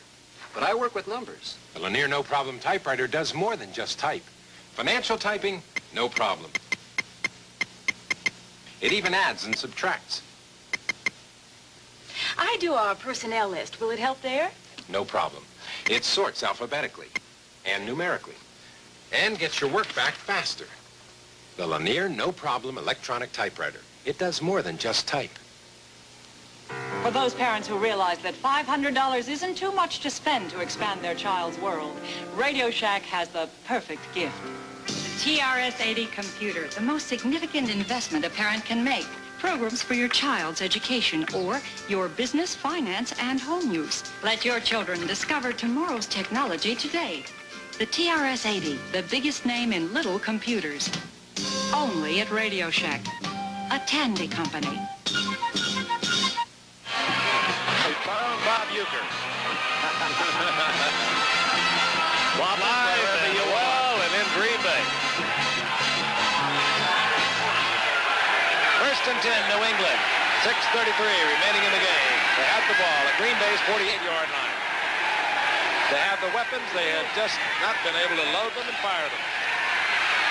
Yeah, and Grogan in trouble, gets out of it. Hangs one up down towards Harold Jackson, who wisely knocks it away from the defender. He really did. Well, Green Bay is claiming offensive interference, but it's not going to hold. I have seen very few people get it all back in one play. These guys moved that ball well. They're trying to go deep. They've got that one in there. Let's get a shot of Wingo. He's coming back. He's reading this thing. He's going to finally track Grogan down. He says, I'm tired of this stuff. Hold it, fella. Right under that old armpit, right into the ribs. That's a name, as we said, to remember. Wingo. He moves it around well. He's 6'1", but he goes 230 pounds, and he's quick. Second and 10. Grogan, I'd throw to Russ Francis every play.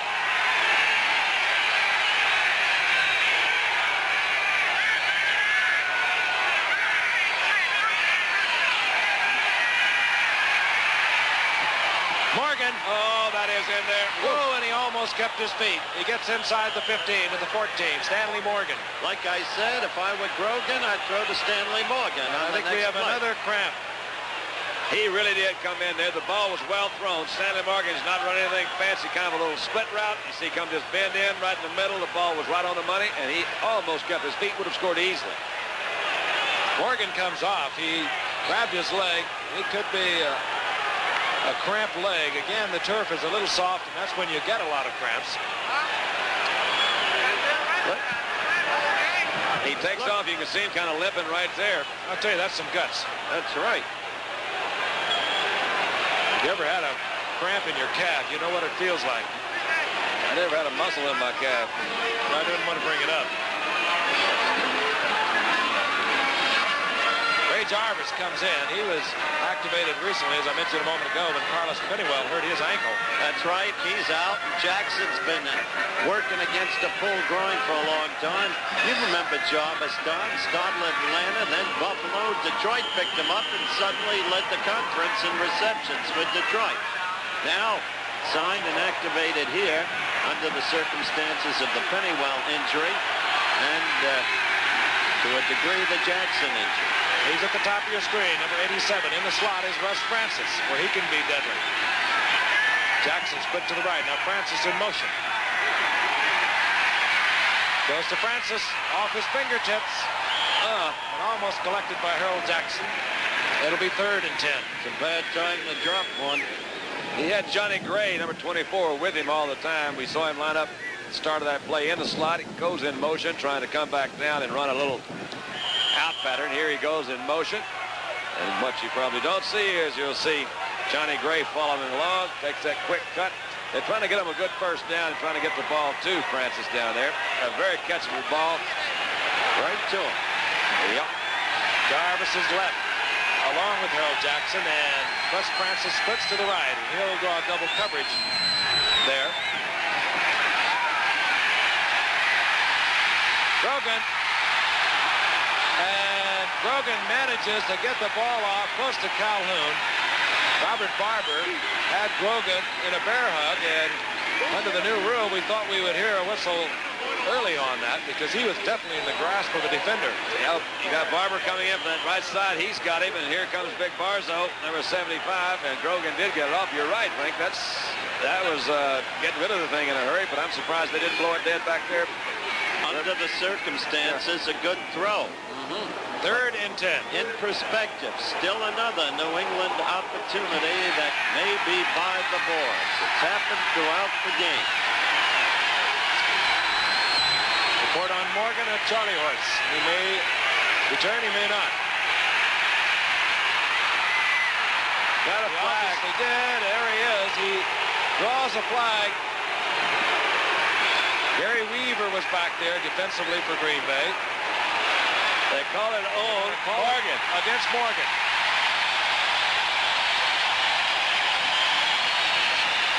5:26 left. All right. Now they got to go on 4th down here. What's the field goal going to do? What do you think? I don't know, but I see a now disheveled coach. A disheveled coach. I don't think he believes what's happened tonight.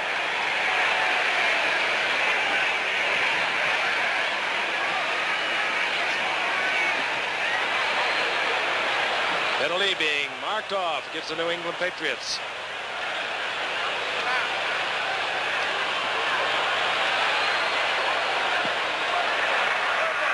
Pass interference. Offense, number 86. 3rd down.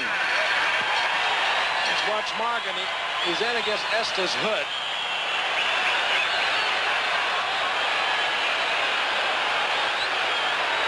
Yeah, that's very, very close down there. Yeah. Slow dancing. Down remains the same. It'll be 3rd down and 20. Ball at the 23-yard line. Francis wide to the left. Westbrook's in there now. Westbrook, 83, split to the right.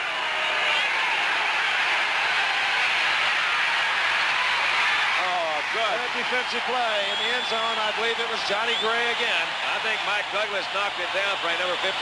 He was back in there, too. Mike Douglas and Johnny Gray both back there defending against Russ Francis. Trying to go to their big gun. Francis had a lot of people back there. You see, didn't have very much of a rush. They got a lot of Green Bay bats. Douglas, 53. He was pretty well covered anyway. Now watch what's done here. Watch what happens to Francis.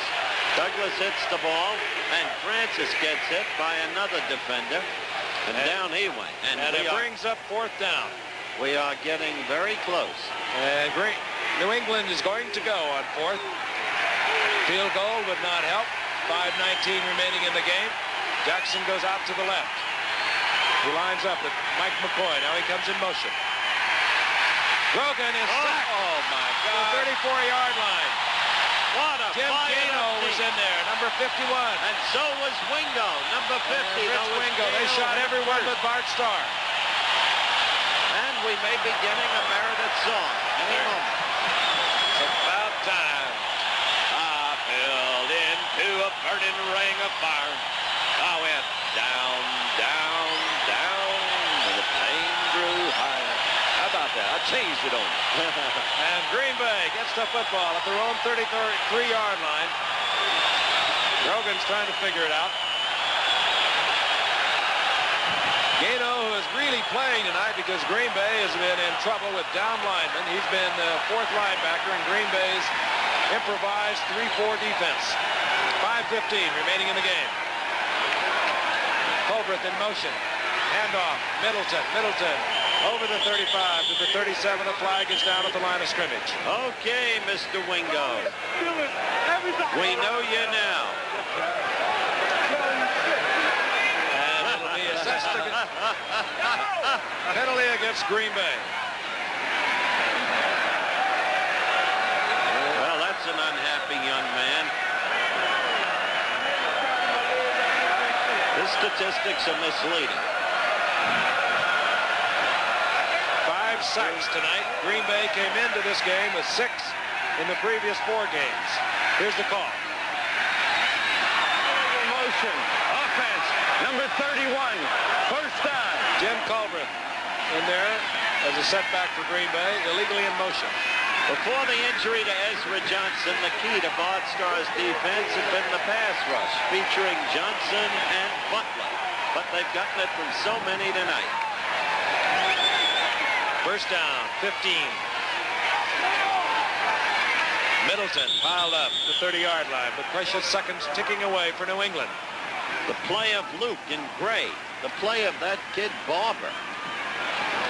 It's been a team effort. It really has. As I said, fun to watch. A lot of new heroes. Rich Wingo.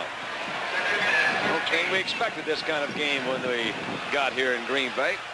You did? I said we did not. On paper, it didn't look like they would be very close. As Looked like a classic mismatch. Second down, 13. The ball at the 30-yard line of Green Bay. Reverse. Thompson, the wide receiver. He goes down back at the 23. Well, at least they chewed up some of the clock with that slowly developing double reverse. Now you get the feeling it's something they worked on all week and just wanted to get it in, you know. Next week, a tremendous week for ABC Sports. Next Monday night, it'll be Miami against Oakland. And then on Tuesday, the start of the World Series. And the World Series continues on Wednesday and Friday. And then on Saturday in the college football. And then, if necessary, it continues on Sunday and then Monday night football. Third down, 20. Handoff Culbreth. He slithers out to the 25-yard line. Fourth down, Green Bay will kick against the wind. A lot of sports. 3:35. The clock is moving along. At the highest level. There's Carl Varzalauskas. They didn't know whether Carl would be able to go tonight either. He's played himself a terrific game. He's become just a different ball player from what he was after his great rookie year with the Jets. This is David Beverly. Stanley Morgan is lined up for New England at his 43. He was only back about 7 or 8 yards. He hurried the kick. Goes out of bounds. New England will have the football at the 47-yard line. They're not out of it yet. Always being conservative, the 1979 Packers. Why? Go ask Bart Starr. They were tonight. Because he was anything but conservative tonight. New England has 3 minutes and 2 seconds. They're down 27-14. They have 2 timeouts. Bart Starr, he has to be proud of a lot of scrappy youngsters tonight.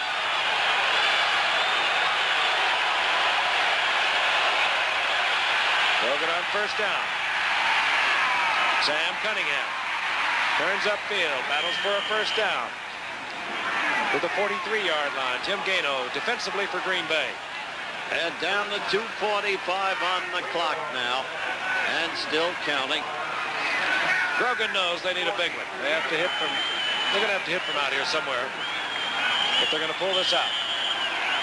And they've been unable to do so all night.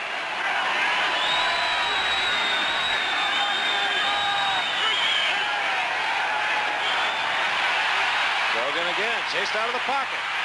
That's up for grabs. Brings it up for Francis and almost picked off by Johnny Gray. How do you like that? Really pounded. Grogan got hurt, may have hurt his shoulder, as a matter of fact, as he was hit by Charlie Johnson. And I saw him grab his shoulder first. He is down and is evidently in a great deal of pain. This has been a terribly costly evening for the Patriots. Hawkins out, Steve Nelson, Andy Johnson out. Now Grogan.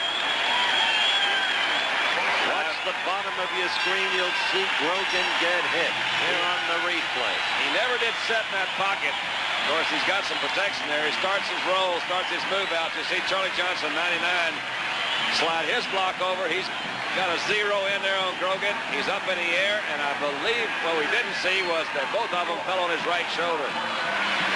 Tom Owen comes in. Oh, did great. Johnny Gray almost picked it off.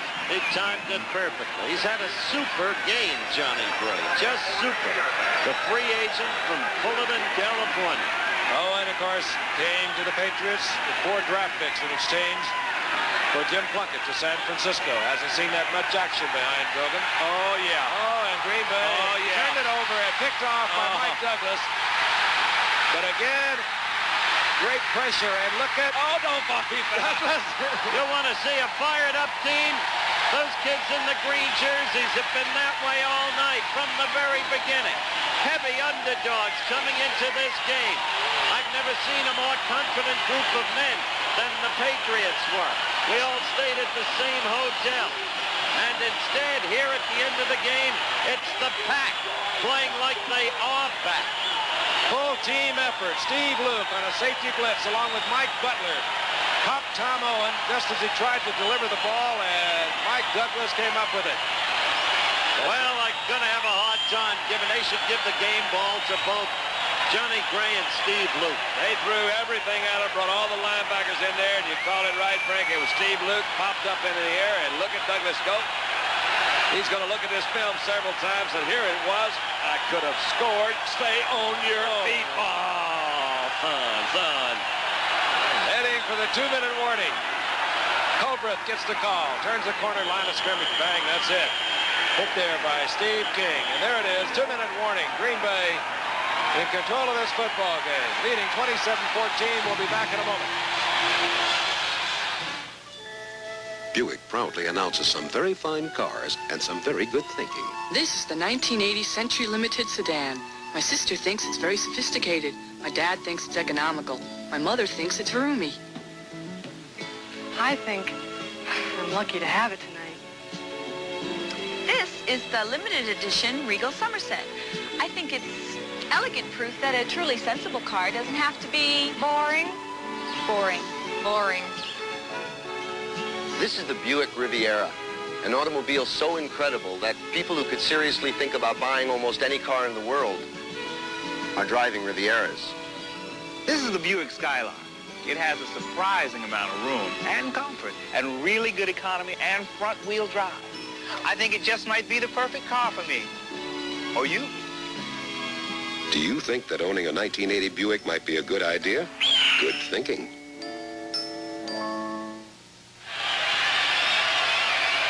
Green Bay came into tonight's game with 6 sacks in the previous 4 games. They've had 5 tonight. And they just forced another turnover by hitting Tom Owen as he was trying to release the ball. So the non-existent pass rush has returned against the New England Patriots. And indeed, they have sacked Grogan tonight. Well, they were right. 2nd and 11.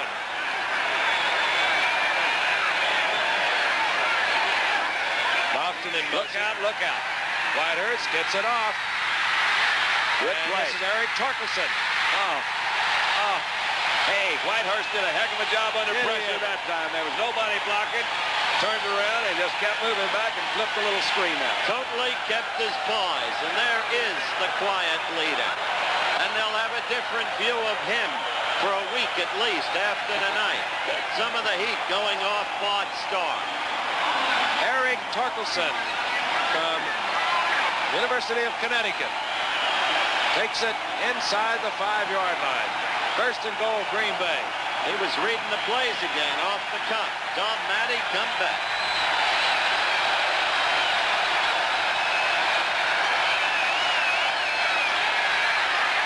Bootleg. Whitehurst will have to get rid of it, and he does. Oh, they're going to call him They're going to call him for throwing it away. Steve King in there. Read it all the way. Forced Whitehurst to the sidelines. He threw it away, and they picked it up. Minute 4 seconds left. Got another song? Now Frank's got some Well, words give for me us. some background. Our executive producer, of course, ABC Sports, is Boone Arledge. ABC's NFL Monday Night Football, produced by Dennis Lewin, directed by Chet Forty. Our technical director, Bill Morris, who has had the courage, the temerity, if you will, to work 10 years with Chester Forty. Our associate director, Bob Lanning, technical manager, Vern Herrick, and the unit manager is Bob Covelli. Great group we've been traveling with for these many years, bringing you some beautiful pictures. And the excitement of a team that came on to the field unimpressed with stats, standings, and battled the New England Patriots to a standstill and then took it away from them. And tomorrow starts the same old thing again. Second down, 14. Wham! Torkelson. Just hold on to the football is what they're saying in that huddle. Well, it's a topsy-turvy league this year. Yesterday's flow of events, 3 of the unbeatens going down. This upset tonight. Get that camera. Bart Starr will have the happiness that has eluded him thus far as the head coach of the Packers. We'll be back in a moment. The world won't stop when you want to photograph it, but the Olympus OM10 can stop the world. The OM10 is fully automatic. This Olympus tells you when you can shoot and when you can't. You change lenses in seconds with the OM10. Or put on a winder and lock in the action at 3 frames per second. The Olympus OM10 even has a self-timer so you can get in the action instead of just watching it. With Olympus OM10, great shots automatically. It takes time for a young family to provide the dollars they need for their financial protection. But through life insurance, a New York Life agent can instantly assure you those dollars. It'd take a lifetime to build the financial security my family needs. With New York Life Insurance, I can get that protection now. To develop protection takes time, but New York Life gives me the equivalent of years of time.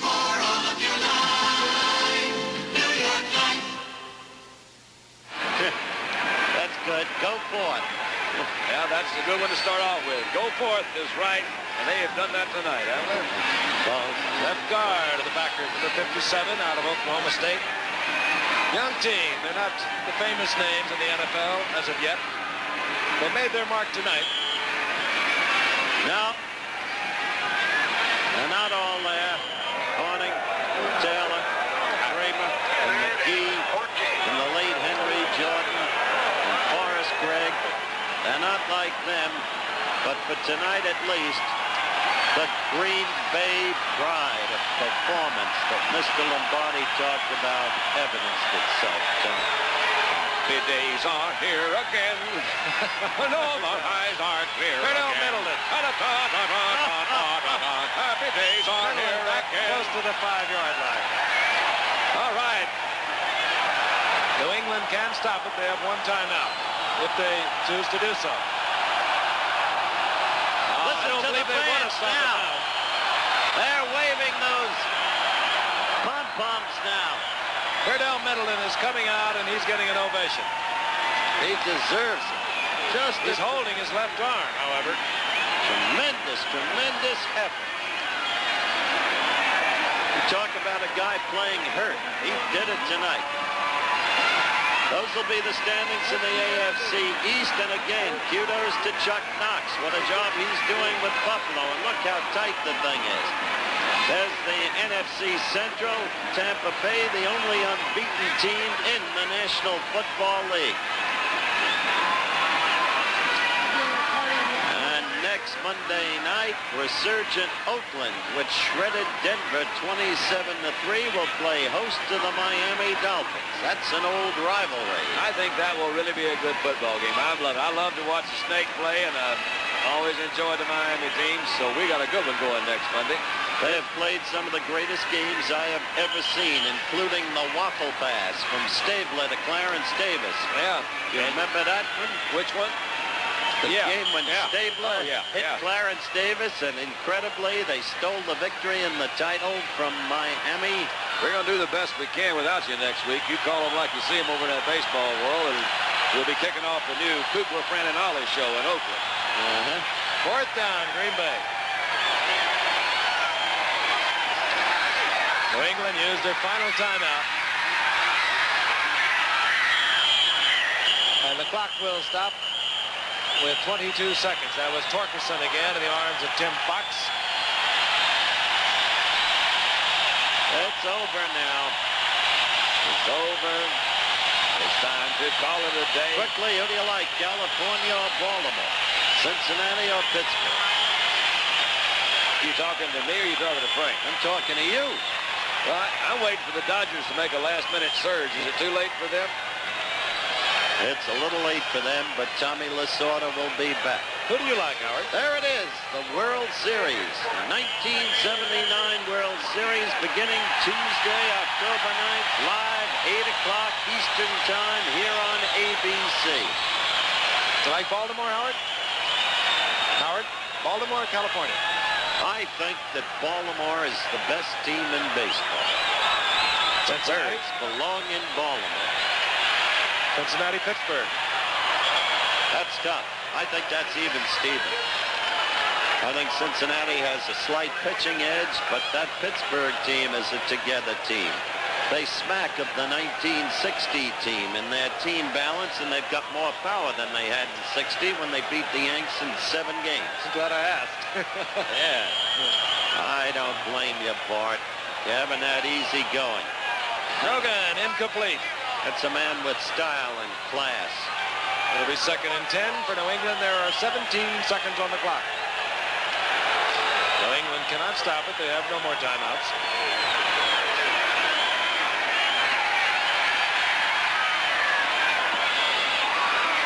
Jarvis out of bounds.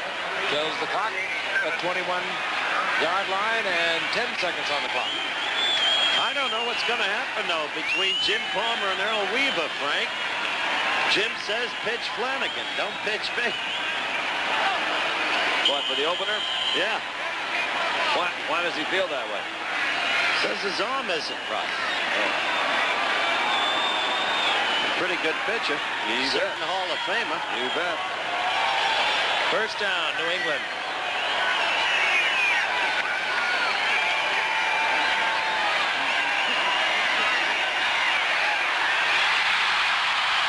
Picked off by Estes Hood. This football game is over. So it ended the way it was all night, with Green Bay opportunistically. 5 interceptions of New England by Green Bay. Bart Starr looking for Ron Earhart. A couple of classy gentlemen there. Well, Bart's really got to be happy, hasn't he? I think the town's happy. Way to go, Bart! Way to go, Bart! Oh, he's run through that tunnel many times. The final score, Green Bay 27, New England 14. Be sure to join us next week for ABC's NFL Monday Night Football. The Miami Dolphins against the Oakland Raiders from the Oakland Alameda County Stadium in Oakland, California. Travel arrangements made through and a promotional fee paid by United Airlines. More people fly United to Hawaii than any other airline. This has been a presentation of the leader, ABC Sports, bringing you exclusive coverage when the world comes to America this February for the 1980 Winter Olympics. Watch ABC News for complete coverage of Pope John Paul II's visit to America, his address to the UN tomorrow at 12 noon Eastern, an ABC News special report Tuesday late night, and coverage of his speech from Battery Park, New York, Wednesday. Stay with ABC News for complete coverage of the Pope in America.